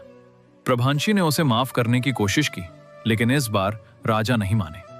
लेकिन प्रिय श्रोताओं, क्या आपको लगता है कि स्नेहलता जैसी कुटिल स्त्री इतनी आसानी से हार मान लेगी? क्या आपने कभी सोचा है कि जब कोई व्यक्ति पूरी तरह टूट जाता है तो वो या तो संत बन जाता है या फिर दैत्य? स्नेहलता दैत्य बनने वाली थी। आइए जानते हैं आगे। प्रिय श्रोताओं, जिस रात स्नेहलता को महल से निकाला गया, उस रात इंद्रपुर में भयंकर तूफान आया था। मानो प्रकृति भी रो रही थी कि एक कुटिल आत्मा अब और भी भयानक रूप लेने जा रही है। स्नेहलता अपनी दासी चंपा के साथ जंगल की ओर चल दी। उसके पास अब कोई महल नहीं था, कोई सिंहासन नहीं था, कोई राजा नहीं था। उसके पास केवल ईर्ष्या थी, केवल जलन थी, केवल प्रतिशोध था। चंपा ने डरते हुए कहा, महारानी, अब हम कहां जाएंगे? स्नेहलता ने आग बबूला होकर कहा, मुझे महारानी मत कह, मैं अब रानी नहीं रही। लेकिन चंपा, एक दिन मैं वापस जाऊंगी, और जब जाऊंगी तो पूरा इंद्रपुर मेरे सामने घुटने टेकेगा। प्रिय श्रोताओ, अब सोचिए, एक स्त्री जिसके पास कुछ नहीं बचा, वो क्या कर सकती है? वो कुछ भी कर सकती है, क्योंकि डरने को उसके पास कुछ बचता ही नहीं। स्नेहलता और चंपा घने जंगल में भटक रहे थे। तूफान इतना तेज था कि आगे कुछ दिखाई नहीं दे रहा था। तभी अचानक उन्हें दूर कहीं एक अजीब सी रोशनी दिखाई दी। वो रोशनी नीली थी और वो जंगल के सबसे घने हिस्से से आ रही थी। चंपा ने कहा, महारानी, वो रोशनी क्या है? वहां मत जाइए, लगता है कोई तांत्रिक स्थान है। लेकिन स्नेहलता को तो तांत्रिक स्थान की ही तलाश थी। उसने कहा, चंपा, यही तो मैं ढूंढ रही थी, चल वहां चलते हैं। वे दोनों उस रोशनी की ओर बढ़े। जैसे जैसे वे पास आते गए, वैसे वैसे वहां का वातावरण और भी भयानक होता गया। चारों ओर जानवरों की हड्डियां पड़ी थीं। पेड़ों पर काले कपड़े लटके हुए थे। हवा में भस्म की गंध थी। और फिर उन्होंने देखा, वहां एक भयंकर योगिनी बैठी थी। उसके बाल बिखरे हुए थे, उसकी आंखें लाल थीं और वो किसी अजीबोगरीब मंत्र का जाप कर रही थी। प्रिय श्रोताओ, वो कोई साधारण योगिनी नहीं थी। वो थी काल रात्रि योगिनी, जो अपने तांत्रिक बल के लिए पूरे प्रदेश में प्रसिद्ध थी। लेकिन उसके पास एक शर्त थी। वो केवल उन्हीं की मदद करती थी जो उसे अपना सब कुछ देने को तैयार हों। स्नेहलता ने हिम्मत करके कहा, माता, मैं स्नेहलता हूं, इंद्रपुर की रानी थी। अब मेरे पास कुछ नहीं है, क्या आप मेरी मदद करेंगी? योगिनी ने अपनी आंखें खोली। उसने स्नेहलता को देखा और कहा, तू क्या चाहती है स्नेहलता? स्नेहलता ने कहा, माता, मैं उन सब से बदला लेना चाहती हूं जिन्होंने मेरा अपमान किया। मैं प्रभांशी को नष्ट करना चाहती हूं। मैं उसके पुत्र संतोष को मारना चाहती हूं। और मैं उस राजा को देखना चाहती हूं जिसने मुझे निकाला, मेरे पैरों में गिरता हुआ। योगिनी हंसी। उसकी हंसी इतनी भयानक थी कि चंपा के होश उड़ गए। योगिनी ने कहा, स्नेहलता, तुझ में जुनून तो है, लेकिन क्या तू कीमत चुकाने को तैयार है? स्नेहलता ने कहा, क्या कीमत माता? योगिनी ने कहा, जो भी मैं कहूं। स्नेहलता ने बिना सोचे कहा, मैं तैयार हूं। प्रिय श्रोताओं, जब इंसान अपनी बुद्धि खो देता है तो वो अपना सब कुछ गंवा बैठता है। स्नेहलता ने भी ऐसा ही किया। योगिनी ने स्नेहलता को एक काला तिलक दिया और कहा, इसे अपने माथे पर लगा। यह तिलक तुझे अदृश्य शक्तियां देगा, लेकिन याद रखना, इस तिलक का एक दुष्प्रभाव भी है। स्नेहलता ने कहा, क्या दुष्प्रभाव माता? योगिनी ने कहा, जब तू इस तिलक का उपयोग करेगी तो तेरे शरीर का एक अंग धीरे धीरे नष्ट होता जाएगा। पहले तेरी सुंदरता जाएगी, फिर तेरी आवाज, फिर तेरी दृष्टि, और अंत में तू मिट्टी में मिल जाएगी। प्रिय श्रोताओं, अब सोचिए, स्नेहलता जो अपनी सुंदरता पर इतना गर्व करती थी, वह अपनी सुंदरता को दांव पर लगाने को तैयार हो गई। इतनी थी उसके मन में ईर्ष्या और प्रतिशोध की आग। स्नेहलता ने कहा, मुझे कोई फर्क नहीं पड़ता माता, बस मुझे वह शक्ति दीजिए। योगिनी ने स्नेहलता के माथे पर वह काला तिलक लगा दिया। और फिर क्या हुआ प्रिय श्रोताओं? स्नेहलता के शरीर में एक भयंकर ऊर्जा का संचार हो गया। उसकी आंखें और भी लाल हो गईं, उसके बाल और भी बिखर गए। वह अब स्नेहलता नहीं बल्कि एक राक्षसी बन चुकी थी। लेकिन प्रिय श्रोताओं, स्नेहलता को यह नहीं पता था कि योगिनी ने उसे धोखा दिया था। वह तिलक सिर्फ शक्ति नहीं दे रहा था, बल्कि स्नेहलता की आत्मा को धीरे धीरे खोखला कर रहा था। अब स्नेहलता इंद्रपुर लौटने की तैयारी करने लगी। उधर इंद्रपुर में सब कुछ शांत था। प्रभांशी अपनी दिनचर्या में लौट आई थी। युवराज संतोष दिन प्रतिदिन और अधिक तेजस्वी होता जा रहा था। लेकिन प्रिय श्रोताओं, क्या आपने कभी देखा है कि तूफान से पहले कितनी शांति होती है? इंद्रपुर में भी वैसी ही शांति थी, एक डरावनी शांति। एक रात प्रभांशी ने सपना देखा। उन्होंने देखा कि माता संतोषी उनके सामने खड़ी हैं, लेकिन इस बार उनके चेहरे पर शांति नहीं बल्कि चिंता थी। माता ने कहा, प्रभांशी, सावधान रहना, अंधकार तुम्हारी ओर बढ़ रहा है। स्नेहलता वापस आ रही है, लेकिन इस बार वह स्नेहलता नहीं है। प्रभांशी ने कहा, माँ, वह क्या है? माता ने कहा, वह अब एक शक्ति है, एक विनाशकारी शक्ति। लेकिन याद रखना, अंधकार चाहे कितना भी गहरा हो, एक छोटी सी दीपक की ज्योति उसे नष्ट कर सकती है। तुम वही ज्योति हो प्रभांशी। और फिर माता अंतर ध्यान हो गई। प्रभांशी की नींद खुल गई। उनका शरीर पसीने से तर था। उन्होंने तुरंत युवराज संतोष के कक्ष की ओर प्रस्थान किया। संतोष भी जाग चुका था। उसने अपनी मां से कहा, मां, मुझे भी एक सपना आया। माता ने कहा कि अंधकार आ रहा है। प्रभांशी ने संतोष को गले लगा लिया और कहा, बेटा डरो मत, माता हमारे साथ है। लेकिन प्रिय श्रोताओं, अगली सुबह जो हुआ उसने पूरे इंद्रपुर को हिला दिया। सुबह सुबह आकाश में काले बादल छा गए। यह वैशाख का महीना था, बारिश का समय नहीं था, फिर भी बादल घनेरे थे। मंदिरों की घंटियां अपने आप बजने लगीं, लेकिन उनकी आवाज कर्कश थी, मधुर नहीं। और फिर शहर के दरवाजे पर एक हुंकार सुनाई दी, प्रभांशी, बाहर आ, मैं तुझसे हिसाब लेने आई हूं। प्रिय श्रोताओं, वह आवाज स्नेहलता की थी, लेकिन उसमें इतनी ताकत थी कि शहर की दीवारें कांपने लगीं। राजा जगबीर सिंह ने अपने सैनिकों को इकट्ठा किया। उन्होंने कहा, यह स्नेहलता है, यह इतनी शक्तिशाली कैसे हो गई? प्रभांशी राजा के पास पहुंची और बोली, महाराज, यह स्नेहलता नहीं है, यह कोई और है, यह अंधकार है, राजा ने कहा, प्रभांशी तुम यहाँ रहो, मैं उससे निपटता हूँ। लेकिन प्रभांशी ने कहा, नहीं महाराज, ये मेरी लड़ाई है, मुझे जाने दीजिए। राजा ने मना किया, लेकिन प्रभांशी नहीं मानी। वह शहर के दरवाजे की ओर चल पड़ी। उनके पीछे पीछे युवराज संतोष भी चल दिया। प्रभांशी ने कहा, बेटा तुम यहाँ रुको। संतोष ने कहा, माँ आप अकेले नहीं जाएंगी, मैं आपके साथ हूँ। प्रिय श्रोताओं, एक 7 साल का बच्चा अपनी माँ के साथ अंधकार से लड़ने जा रहा था। क्या यह साहस नहीं है? जब प्रभांशी शहर के दरवाजे पर पहुंची तो उन्होंने देखा कि स्नेहलता अब पहले जैसी नहीं रही थी। उसके शरीर से काली ज्योति निकल रही थी। उसके बाल सांपों की तरह लहरा रहे थे। उसकी आंखों से खून टपक रहा था। स्नेहलता ने कहा, प्रभांशी आज तेरा अंत होगा। आज मैं वह सब ले लूंगी जो तुझसे छीना गया था। प्रभांशी ने शांति से कहा, स्नेहलता रुक जा, अभी भी समय है। माता संतोषी की कृपा से तू बदल सकती है। स्नेहलता जोर से हंसी। उसकी हंसी से आसमान फट गया, बिजली कड़कने लगी। उसने कहा, प्रभांशी तेरी माता संतोषी को मैं चुनौती देती हूं। अगर वह सच में है तो आज वह तेरी रक्षा करके दिखाएं। और क्या स्नेहलता उस दहलीज को लांघ पाएगी जहां भक्ति का वास था? प्रिय श्रोताओं, यह सब जानने के लिए आपको इस कथा का 5वां भाग अवश्य सुनना होगा, क्योंकि अब देवी और दैत्य के बीच अंतिम युद्ध होने वाला है। क्या आपने कभी सोचा है कि जब भक्ति और अंधकार आमने सामने आते हैं तो क्या होता है? प्रभांशी और स्नेहलता के बीच वही होने वाला था। आइए जानते हैं पार्ट 5 में। तब तक के लिए माता संतोषी की कृपा आप पर बनी रहे। प्रिय भक्तों, पिछले भाग में हमने देखा कि कैसे स्नेहलता ने योगिनी से और भी भयंकर शक्ति प्राप्त कर ली थी। उसके पास अब वह ताकत थी जिसके सामने देवता भी झुक जाते थे। लेकिन उस शक्ति की एक कमजोरी थी, वह किसी सच्चे भक्त के घर की दहलीज नहीं लांघ सकती थी। और दूसरी ओर प्रभांशी और युवराज संतोष ने माता संतोषी के नाम पर अन्न जल त्याग दिया था।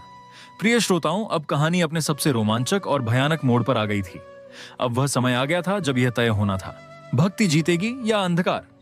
आइए जानते हैं आगे। प्रिय श्रोताओं, उस रात के बाद से इंद्रपुर में एक अजीब सी बेचैनी थी। आसमान साफ था, लेकिन कहीं ना कहीं एक डर था। लोग जल्दी जल्दी अपने घरों में चले जाते थे। मंदिरों में घंटियां बजती थीं, लेकिन उनकी आवाज में कर्कशता थी। राजा जगबीर सिंह ने पूरे राज्य में माता संतोषी की विशेष आरती का आयोजन किया। उन्होंने कहा, प्रजा के लोग, आज से हर घर में माता का नाम जपो। केवल माता की भक्ति ही हमें इस अंधकार से बचा सकती है। लेकिन प्रिय श्रोताओं, प्रभांशी को इस बात का एहसास था कि यह लड़ाई केवल मंत्रों और आरतियों से नहीं जीती जाएगी। इस लड़ाई में कुछ और चाहिए था। उन्होंने युवराज संतोष से कहा, बेटा कल सुबह हम माता के मंदिर जाएंगे और हम वहां तब तक रहेंगे जब तक माता हमें कोई संकेत नहीं देती। संतोष ने कहा, मां मैं तैयार हूं। प्रिय श्रोताओं, उस रात प्रभांशी ने नींद नहीं ली। वह पूरी रात माता का नाम जपती रहीं। उनकी आंखों से आंसू बह रहे थे। वह जानती थीं कि आने वाला दिन उनके जीवन का सबसे कठिन दिन होगा। सुबह हुई। वैशाख मास की वह सुबह थी, लेकिन सूरज नहीं निकला था। आसमान काले बादलों से ढका हुआ था। हवा तेज चल रही थी। ऐसा लग रहा था मानो प्रकृति भी युद्ध की तैयारी कर रही हो। प्रभांशी और संतोष मंदिर की ओर चल पड़े। उनके साथ राजा भी थे और हजारों लोग उनके पीछे पीछे चल रहे थे। लोगों के हाथों में दीपक थे, फूल थे और होठों पर माता का नाम था। जब वे मंदिर पहुंचे तो प्रभांशी ने माता की प्रतिमा के सामने घी का अखंड दीपक जलाया और बोली, मां आज मैं तुम्हारे सामने खाली हाथ आई हूं। मेरे पास कोई भेंट नहीं है, कोई सोना नहीं है, कोई चढ़ावा नहीं है। मेरे पास केवल मेरी भक्ति है, केवल मेरा विश्वास है। मां अगर तुम सच में हो तो आज इस अंधकार को समाप्त करो। और जैसे ही प्रभांशी के मुंह से ये शब्द निकले, मंदिर में एक भयंकर भूकंप आया। दीवारें हिलने लगीं, दीपक बुझ गए, लोग चीखने लगे और फिर एक भयंकर हंसी गूंजी। हाँ हाँ हाँ। प्रिय श्रोताओं, वह हंसी स्नेहलता की थी, लेकिन अब वह हंसी इतनी भयानक थी कि सुनने वालों के कान बंद हो जाते थे। स्नेहलता आकाश से उतरी। वह अब पहले से भी अधिक विकराल थी। उसके शरीर से काली ज्वालाएं निकल रही थीं।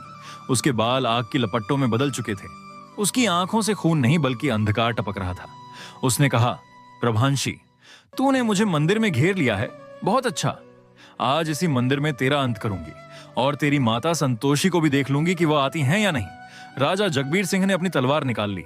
उन्होंने कहा, स्नेहलता अब बहुत हो गया, आज मैं तुझे मारूंगा। लेकिन स्नेहलता ने केवल एक उंगली उठाई और राजा वहीं के वहीं जमीन पर गिर पड़े। उनकी तलवार दूर जा गिरी। स्नेहलता ने कहा, राजा जगबीर सिंह, तूने मुझे महल से निकाला था, आज तू देख मैं तेरी रानी को कैसे मारती हूं। प्रिय श्रोताओं, अब स्नेहलता ने अपनी पूरी शक्ति का उपयोग किया। उसने अपने दोनों हाथ उठाए और उनसे अंधकार की एक ऐसी लहर निकाली जो पूरे मंदिर में फैल गई। लोग चीखने लगे, वे भागने लगे, लेकिन कोई भी बाहर नहीं निकल पा रहा था। मंदिर के दरवाजे अपने आप बंद हो गए थे। प्रभांशी ने संतोष को अपनी गोद में ले लिया। उन्होंने उसके कानों में कहा, बेटा डर मत, बस माता का नाम जप।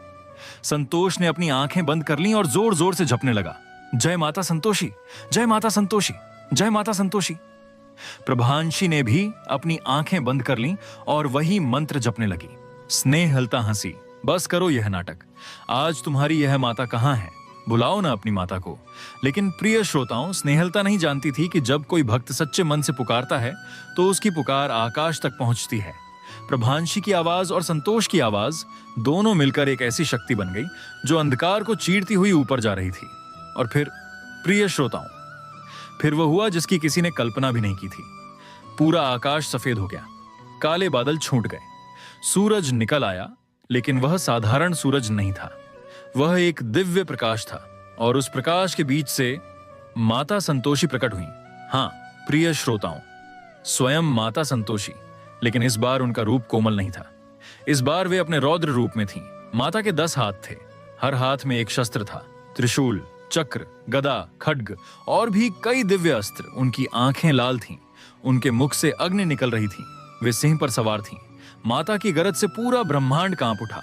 माता ने कहा, स्नेहलता, तूने मेरे भक्त को दुख दिया, तूने मेरे मंदिर को अपवित्र किया, आज तेरा अंत होगा।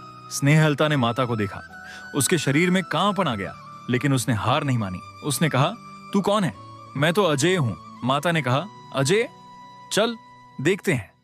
स्नेहलता ने अपनी सारी शक्ति लगाकर माता पर अंधकार की वह लहर दौड़ाई जिसने पहले राजा को गिरा दिया था।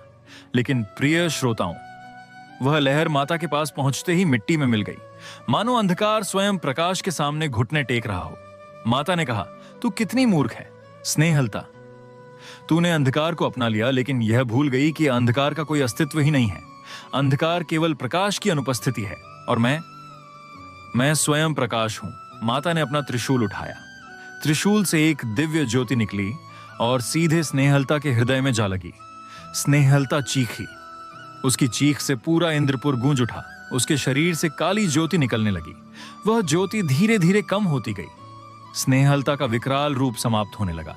उसके बाल सामान्य हो गए, उसकी आंखें सामान्य हो गईं। वह फिर से वही स्नेहलता बन गई जो कभी इंद्रपुर की सुंदर रानी थी, लेकिन अब वह बूढ़ी हो चुकी थी। उसका चेहरा झुर्रीदार था, उसके हाथ कांप रहे थे। स्नेहलता जमीन पर गिर पड़ी, वह रोने लगी।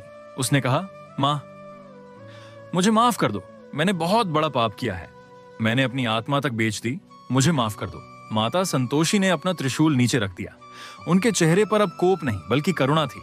माता ने कहा, स्नेहलता, मैं तुझे माफ करती हूं, लेकिन तूने जो किया उसका फल तो भोगना ही होगा।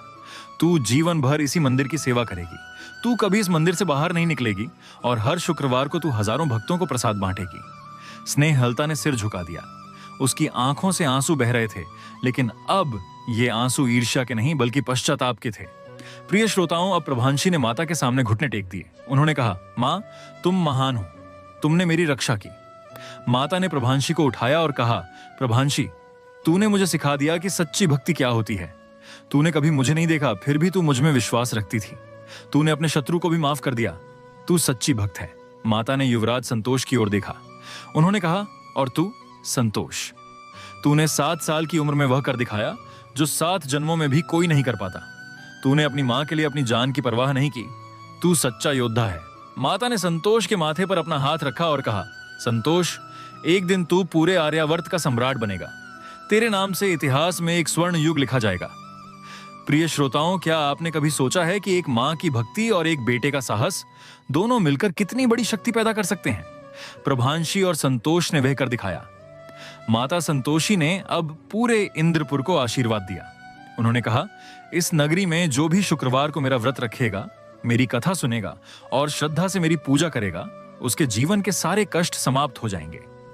वह कभी दरिद्र नहीं होगा, कभी दुखी नहीं होगा। और फिर माता ने स्नेहलता से कहा, स्नेहलता, आज से तू इस मंदिर की दासी है।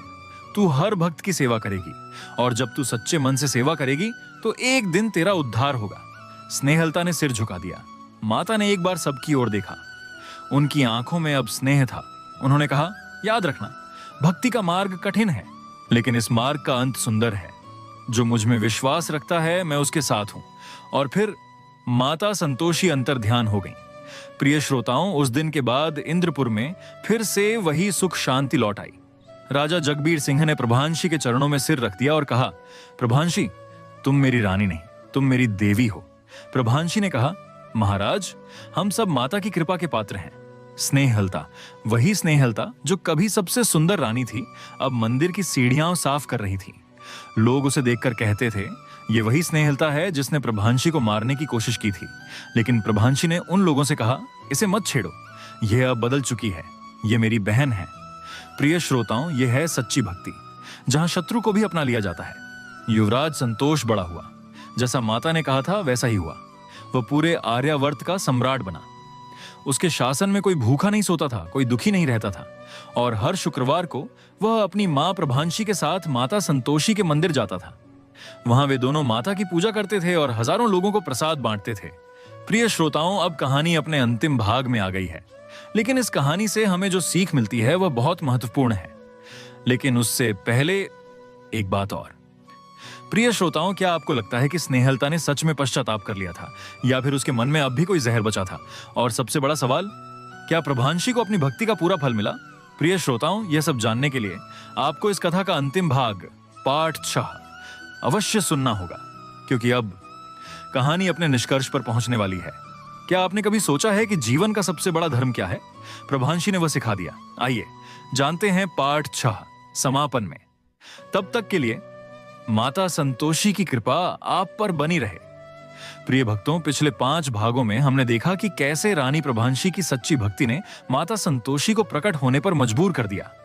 हमने देखा कि कैसे स्नेहलता ने अपनी ईर्ष्या और कुटिलता के कारण सब कुछ खो दिया और अंत में माता ने उसे मंदिर की सेवा का दंड दिया। लेकिन प्रिय श्रोताओं, कहानी अभी समाप्त नहीं हुई थी, क्योंकि स्नेहलता के हृदय में अब भी एक कोना ऐसा था जहां ईर्ष्या की जड़ें अभी भी बची हुई थीं, और वह कोना एक दिन फिर से फूट पड़ा। आइए जानते हैं इस पावन कथा का अंतिम अध्याय। प्रिय श्रोताओं, माता संतोषी के अंतर्ध्यान होने के बाद से इंद्रपुर में एक नया युग शुरू हुआ था। राजा जगबीर सिंह ने प्रभांशी को अपने साथ सिंहासन पर बैठाया। अब दोनों रानियां, प्रभांशी और स्नेहलता, एक साथ राज करती थीं, लेकिन उनके राज करने के तरीके बिल्कुल अलग थे। प्रभांशी प्रजा की सेवा करती थीं, गरीबों का पेट भरती थीं, बीमारों की सेवा करती थीं, और स्नेहलता मंदिर की सीढ़ियां साफ करती थीं, भक्तों के पैर धोती थीं और हर शुक्रवार को हजारों लोगों को प्रसाद बांटती थीं। लोग स्नेहलता को देखकर कहते थे, देखो, ये वही स्नेहलता है जिसने प्रभांशी को मारने की कोशिश की थी। आज यह मंदिर की दासी बनकर रह गई। और यही वे शब्द थे जिन्होंने स्नेहलता के मन में फिर से आग लगा दी। प्रिय श्रोताओं, क्या आपने कभी सोचा है कि किसी के द्वारा कहे गए कुछ शब्द कितने घातक हो सकते हैं? स्नेहलता ने वे शब्द सुने। उसके हाथ में प्रसाद की थाली थी, लेकिन उसके हृदय में फिर से वही पुरानी जलन जाग उठी। उसने सोचा, मैं तो रानी थी, मैं तो सिंहासन पर बैठती थी, और आज मैं इन गरीबों के पैर धो रही हूं। यह सब प्रभांशी की वजह से हुआ है। लेकिन प्रिय श्रोताओं, स्नेहलता यह भूल गई थी कि यह सब उसके अपने कर्मों का फल था। उसने प्रभांशी पर दोष डालना शुरू कर दिया। उस रात जब मंदिर में सन्नाटा छा गया, स्नेहलता माता संतोषी की प्रतिमा के सामने खड़ी हो गई। उसकी आंखों में आंसू नहीं बल्कि आग थी। उसने कहा, माता, तूने मुझे यह दंड दिया, लेकिन मैं तुझे बताती हूं कि मैं अब भी नहीं डरी। मैं अब भी प्रभांशी को नष्ट करना चाहती हूं। प्रिय श्रोताओं, यह सुनकर आपको हैरानी होगी, लेकिन यह सच है। स्नेहलता के मन का जहर अभी पूरी तरह नहीं उतरा था। लेकिन उस रात माता संतोषी ने स्नेहलता को एक सपना दिखाया। स्नेहलता ने सपने में देखा कि वह एक अंधेरी खाई में गिर रही है। वह गिरती जा रही है और उसे बचाने वाला कोई नहीं है। वह चिल्लाती है, लेकिन उसकी आवाज कहीं खो जाती है। तभी उसे ऊपर से एक हाथ दिखाई देता है। वह हाथ प्रभांशी का है। प्रभांशी उससे कह रही है, बहन, मेरा हाथ पकड़ लो, मैं तुम्हें बचा लूंगी। स्नेहलता का दिल दहल गया। उसने सपने में ही चिल्लाकर कहा, प्रभांशी, तू मुझसे दुश्मनी करती है, फिर भी तू मुझे बचाना चाहती है। प्रभांशी ने कहा, तुम मेरी बहन हो, बहन की दुश्मनी नहीं होती। स्नेहलता की आंखें खुल गईं। वह माता की प्रतिमा के सामने रो रही थी। उसके आंसू अब ईर्ष्या के नहीं बल्कि सच्चे पश्चाताप के थे। उसने कहा, माता, मैं समझ गई। प्रभांशी ने मुझे कभी शत्रु नहीं समझा। वह तो हमेशा मुझे अपनी बहन समझती थी, और मैं मैंने उसे धोखा दिया, मुझे माफ कर दो। प्रिय श्रोताओं, उस रात के बाद स्नेहलता पूरी तरह बदल गई। उसने प्रभांशी के पास जाकर कहा, दीदी मुझे माफ कर दो, मैं अब जान गई कि सच्चा सुख भक्ति में है, ईर्ष्या में नहीं। प्रभांशी ने स्नेहलता को गले लगा लिया, उनकी आंखों से भी आंसू बह रहे थे। प्रभांशी ने कहा, बहन तुम हमेशा मेरी बहन थी, बस तुम भूल गई थी। प्रिय श्रोताओं, जिससे उस दिन के बाद स्नेहलता ने मंदिर की सेवा को अपना धर्म बना लिया। उसने कभी किसी से ईर्ष्या नहीं की। वह हर भक्त को प्रेम से प्रसाद बांटती, हर गरीब के पैर धोती और हर रोज माता का नाम जपती। एक दिन जब स्नेहलता मंदिर की सीढ़ियां साफ कर रही थी तो अचानक माता संतोषी ने उसे दर्शन दिए। माता ने कहा, स्नेहलता तूने सच्चा पश्चाताप किया, तूने अपने कर्मों का प्रायश्चित कर लिया, आज मैं तुझे मुक्त करती हूँ। स्नेहलता ने कहा, माता मुझे मुक्ति नहीं चाहिए, मुझे बस तुम्हारी सेवा करनी है। माता ने कहा, तूने वह सीख लिया जो बड़े बड़े संत नहीं सीख पाते, तूने सीख लिया कि संतोष ही सबसे बड़ा धन है। और फिर माता ने स्नेहलता को एक वरदान दिया, स्नेहलता आज से तू इस मंदिर की अधिष्ठात्री देवी बनेगी, तेरी पूजा होगी, तेरा नाम स्नेहलता देवी के रूप में जाना जाएगा। प्रिय श्रोताओं, यह सुनकर आपको आश्चर्य होगा, लेकिन यह सच है। वही स्नेहलता जो कभी प्रभांशी को मारना चाहती थी, आज एक देवी के रूप में पूजी जाने लगी, क्योंकि माता संतोषी ने सिखाया, कोई भी इतना बड़ा पापी नहीं होता कि वह सुधर न सके। अब प्रिय श्रोताओं, कहानी के अंतिम भाग में हम देखेंगे कि प्रभांशी का जीवन कैसे बीता। प्रभांशी बूढ़ी हो गई थी, उनके बाल सफेद हो गए थे, लेकिन उनके चेहरे पर वही शांति थी, वही तेज था। उन्होंने कभी माता से कुछ नहीं मांगा, उन्होंने सिर्फ सेवा की। एक दिन प्रभांशी माता के मंदिर में बैठी थी। उनके बगल में उनका पुत्र संतोष बैठा था, जो अब पूरे आर्यावर्त का सम्राट था। प्रभांशी ने संतोष से कहा, बेटा मुझे लगता है कि अब मेरा समय पूरा हो गया है, मैं अब माता के पास जाना चाहती हूँ। संतोष की आंखों में आंसू आ गए। उसने कहा, माँ आप अभी मत जाइए। प्रभांशी ने कहा, बेटा जन्म और मृत्यु तो प्रकृति के नियम है, मैंने जीवन में सब कुछ पा लिया, एक अच्छा पति, एक अच्छा पुत्र और सबसे बढ़कर माता की भक्ति, मुझे किसी चीज का दुख नहीं है। प्रभांशी ने अपनी आंखें बंद कर लीं और माता का नाम जपना शुरू कर दिया, जय माता संतोषी, जय माता संतोषी, जय माता संतोषी। और जैसे ही उनके होंठों से अंतिम बार माता का नाम निकला, वहां एक दिव्य प्रकाश हुआ। उस प्रकाश में प्रभांशी का शरीर गायब हो गया, उनके स्थान पर केवल फूल बिखरे थे। प्रिय श्रोताओं, प्रभांशी ने अपना शरीर त्याग दिया था, वे माता संतोषी के धाम में विराजमान हो गई थीं। सम्राट संतोष ने अपनी मां की याद में एक विशाल मंदिर बनवाया।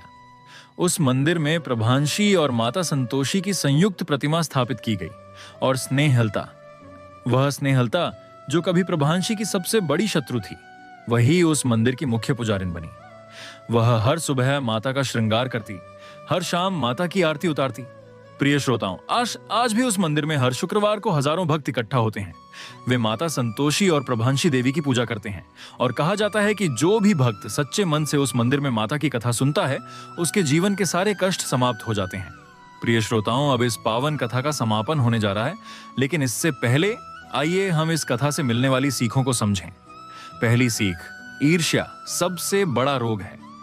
स्नेहलता के पास सब कुछ था, सुंदरता, यौवन, राजा का प्रेम, लेकिन एक छोटी सी ईर्ष्या ने उसका सब कुछ छीन लिया। उसने अपनी सुंदरता खोई, अपना सिंहासन खोया और वर्षों तक मंदिर की सीढ़ियां साफ करने का दंड भोगा। दूसरी सीख, सच्ची भक्ति कभी व्यर्थ नहीं जाती। प्रभांशी ने कभी माता से कुछ नहीं मांगा, फिर भी माता ने उन्हें सब कुछ दिया, एक अच्छा पति, एक योग्य पुत्र और सबसे बढ़कर अपने चरणों में स्थान। तीसरी सीख, क्षमा में बड़ी शक्ति है। प्रभांशी ने स्नेहलता को बार बार माफ किया, आखिरकार वही क्षमा स्नेहलता के उद्धार का कारण बनी। अगर प्रभांशी ने स्नेहलता को माफ नहीं किया होता तो स्नेहलता कभी नहीं बदलती। चौथी सीख, संतोष ही सबसे बड़ा धन है। प्रभांशी के पास भौतिक सुख तो थे, लेकिन उनका सबसे बड़ा सुख था संतोष। वे जो कुछ भी थीं उसमें संतुष्ट थीं। यही कारण था कि माता ने उन्हें अपना सबसे प्रिय भक्त बनाया। पांचवी सीख, कोई भी इतना बड़ा पापी नहीं होता कि वह सुधर न सके। स्नेहलता ने बहुत बड़े पाप किए। उसने जहर डाला, षड्यंत्र रचे, हत्या की कोशिश की और यहां तक कि अपनी आत्मा तक बेच दी। लेकिन जब उसने सच्चा पश्चाताप किया तो माता ने उसे माफ कर दिया और उसे देवी का दर्जा दे दिया। प्रिय श्रोताओं, आज शुक्रवार का यह पावन दिन है। आपने यह पूरी कथा सुन ली है। शास्त्रों में कहा गया है कि जो मनुष्य शुक्रवार के दिन माता संतोषी की यह पावन कथा एक बार सुन लेता है, वह जीवन में कभी दुखी और गरीब नहीं रहता। लेकिन याद रखिए, यह कथा सुनना ही काफी नहीं है। इस कथा में छिपी सीखों को अपने जीवन में उतारना भी जरूरी है। ईर्ष्या को अपने मन से निकाल दीजिए। जो आपके पास है उसमें संतोष कीजिए। जो आपको दुख देते हैं उन्हें क्षमा कर दीजिए। और सबसे बढ़कर माता संतोषी में विश्वास रखिए। माता कहती हैं, जो मुझ में विश्वास रखता है मैं उसके साथ हूं, चाहे वह कितना भी बड़ा पापी क्यों ना हो। प्रिय श्रोताओं, आज की यह कथा यहां समाप्त होती है, लेकिन यह समाप्ति नहीं है। यह एक नई शुरुआत है। आपके जीवन में सुख, शांति और समृद्धि की शुरुआत। आज से हर शुक्रवार को माता का स्मरण कीजिए, उनकी कथा सुनिए, उनका व्रत रखिए और देखिए कैसे आपके जीवन के सारे कष्ट धीरे धीरे समाप्त होने लगते हैं। माता संतोषी की कृपा से आपका जीवन संतोष से भर जाएगा। आप कभी दुखी नहीं होंगे, कभी गरीब नहीं होंगे, क्योंकि माता का वचन है, जो मेरी कथा श्रद्धा से सुनता है मैं उसकी सारी मनोकामनाएं पूर्ण करती हूं।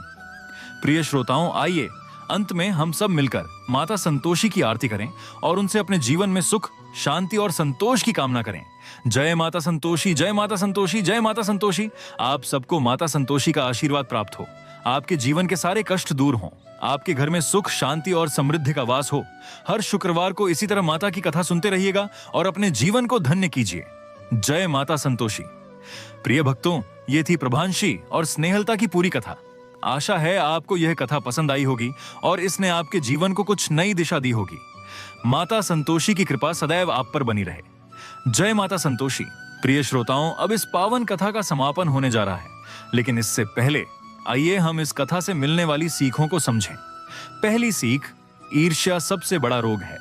स्नेहलता के पास सब कुछ था, सुंदरता, यौवन, राजा का प्रेम, लेकिन एक छोटी सी ईर्ष्या ने उसका सब कुछ छीन लिया। उसने अपनी सुंदरता खोई, अपना सिंहासन खोया और वर्षों तक मंदिर की सीढ़ियां साफ करने का दंड भोगा। प्रिय भक्तों, क्या आपके मन में भी किसी के प्रति ईर्ष्या है? क्या आपको लगता है कि दूसरा व्यक्ति आपसे अधिक सुखी है? तो आज ही इस ईर्ष्या को त्याग दीजिए, क्योंकि ईर्ष्या जलती है तो दूसरे को नहीं, स्वयं को जलाती है। दूसरी सीख, सच्ची भक्ति कभी व्यर्थ नहीं जाती। प्रभांशी ने कभी माता से कुछ नहीं मांगा। उन्होंने सिर्फ सेवा की, सिर्फ प्रेम किया, सिर्फ विश्वास रखा। और देखिए माता ने उन्हें क्या दिया। एक अच्छा पति, एक योग्य पुत्र, अपने चरणों में स्थान और सबसे बढ़कर एक ऐसा नाम जो आज भी हजारों लोगों के होंठों पर है। प्रिय भक्तों, आप भी कुछ मांगना बंद कर दीजिए, बस सेवा कीजिए, प्रेम कीजिए, विश्वास रखिए। देखिए कैसे सब कुछ अपने आप आपके पास आता है। तीसरी सीख, क्षमा में बड़ी शक्ति है। प्रभांशी ने स्नेहलता को बार बार माफ किया। जब स्नेहलता ने जहर डाला तब माफ किया। जब स्नेहलता ने षड्यंत्र रचा तब माफ किया। जब स्नेहलता ने उनके पुत्र को मारने की कोशिश की तब भी माफ किया। और आखिरकार वही क्षमा स्नेहलता के उद्धार का कारण बनी। प्रिय भक्तों, क्या आपके जीवन में कोई ऐसा है जिसने आपको दुख दिया है? क्या आप उसे माफ कर सकते हैं? अगर प्रभांशी कर सकती हैं तो आप भी कर सकते हैं। और जब आप माफ कर देंगे तो आपका हृदय हल्का हो जाएगा। चौथी सीख, संतोष ही सबसे बड़ा धन है। प्रभांशी के पास भौतिक सुख तो थे, लेकिन उनका सबसे बड़ा सुख था संतोष। वह जो कुछ भी थीं उसमें संतुष्ट थीं। उन्होंने कभी दूसरों से अपनी तुलना नहीं की। उन्होंने कभी सोचा नहीं कि उनके पास कम है। यही कारण था कि माता ने उन्हें अपना सबसे प्रिय भक्त बनाया। प्रिय भक्तों, आप भी संतोष सीखिए। जो आपके पास है उसमें खुश रहिए, जो नहीं है उसके लिए रोइए मत, क्योंकि जो संतोषी है वही सच्चा धनी है। पांचवी सीख, कोई भी इतना बड़ा पापी नहीं होता कि वह सुधर ना सके। स्नेहलता ने बहुत बड़े पाप किए। उसने जहर डाला, षड्यंत्र रचे, हत्या की कोशिश की और यहां तक कि माता की मूर्ति तोड़ने का प्रयास किया। लेकिन जब उसने सच्चा पश्चाताप किया तो माता ने उसे माफ कर दिया और उसे देवी का दर्जा दे दिया।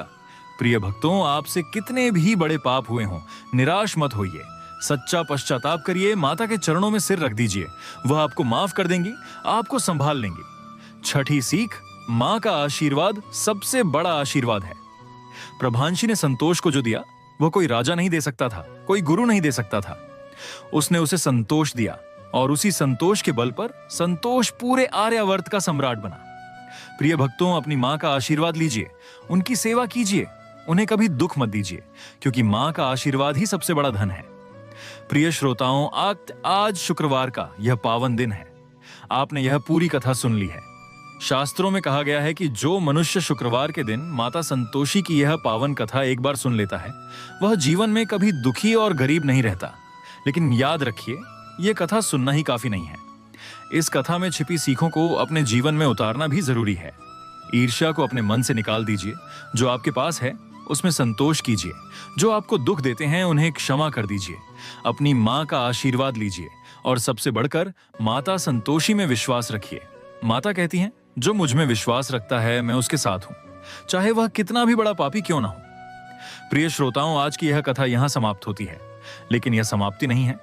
यह एक नई शुरुआत है। आपके जीवन में सुख, शांति और समृद्धि की शुरुआत। आज से हर शुक्रवार को माता का स्मरण कीजिए, उनकी कथा सुनिए, उनका व्रत रखिए और देखिए कैसे आपके जीवन के सारे कष्ट धीरे धीरे समाप्त होने लगते हैं।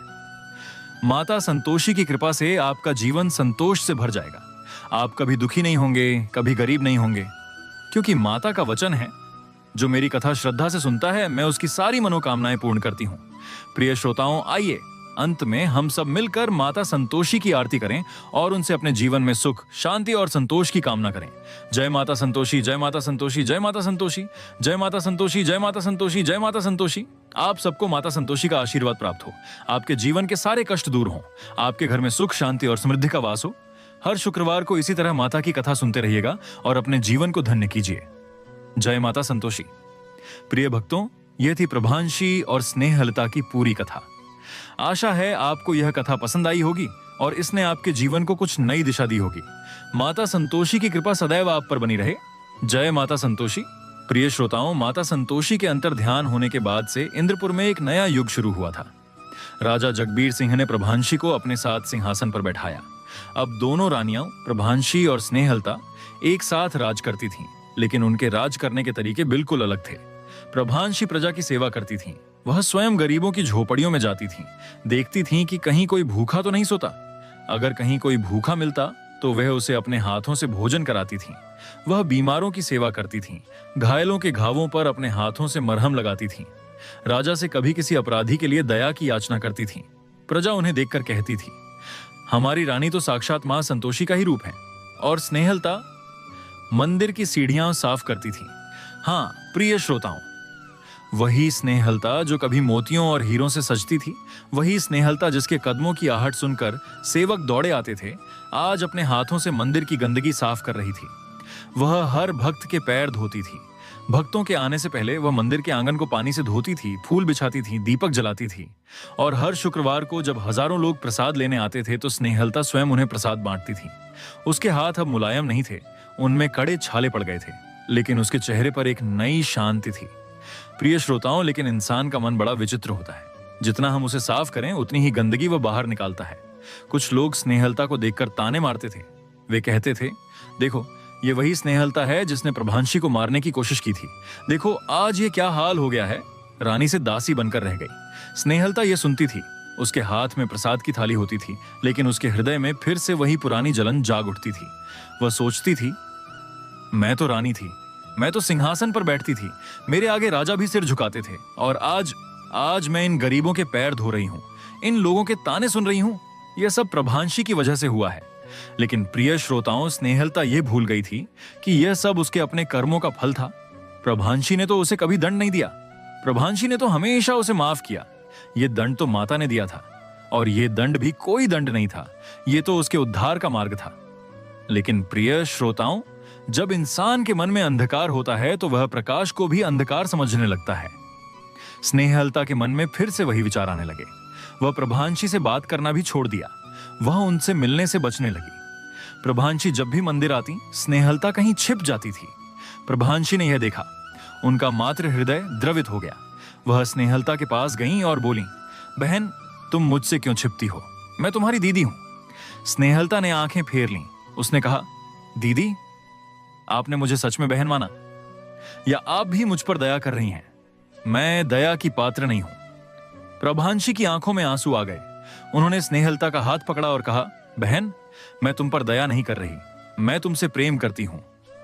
तुम मेरी बहन हो, और बहन से प्रेम करना कोई दया नहीं, कर्तव्य है। प्रिय श्रोताओं, यह सुनकर स्नेहलता के पत्थर जैसे दिल में भी एक दरार आ गई। लेकिन अहंकार इतनी जल्दी मरता नहीं। उसने हाथ छुड़ा लिया और चली गई।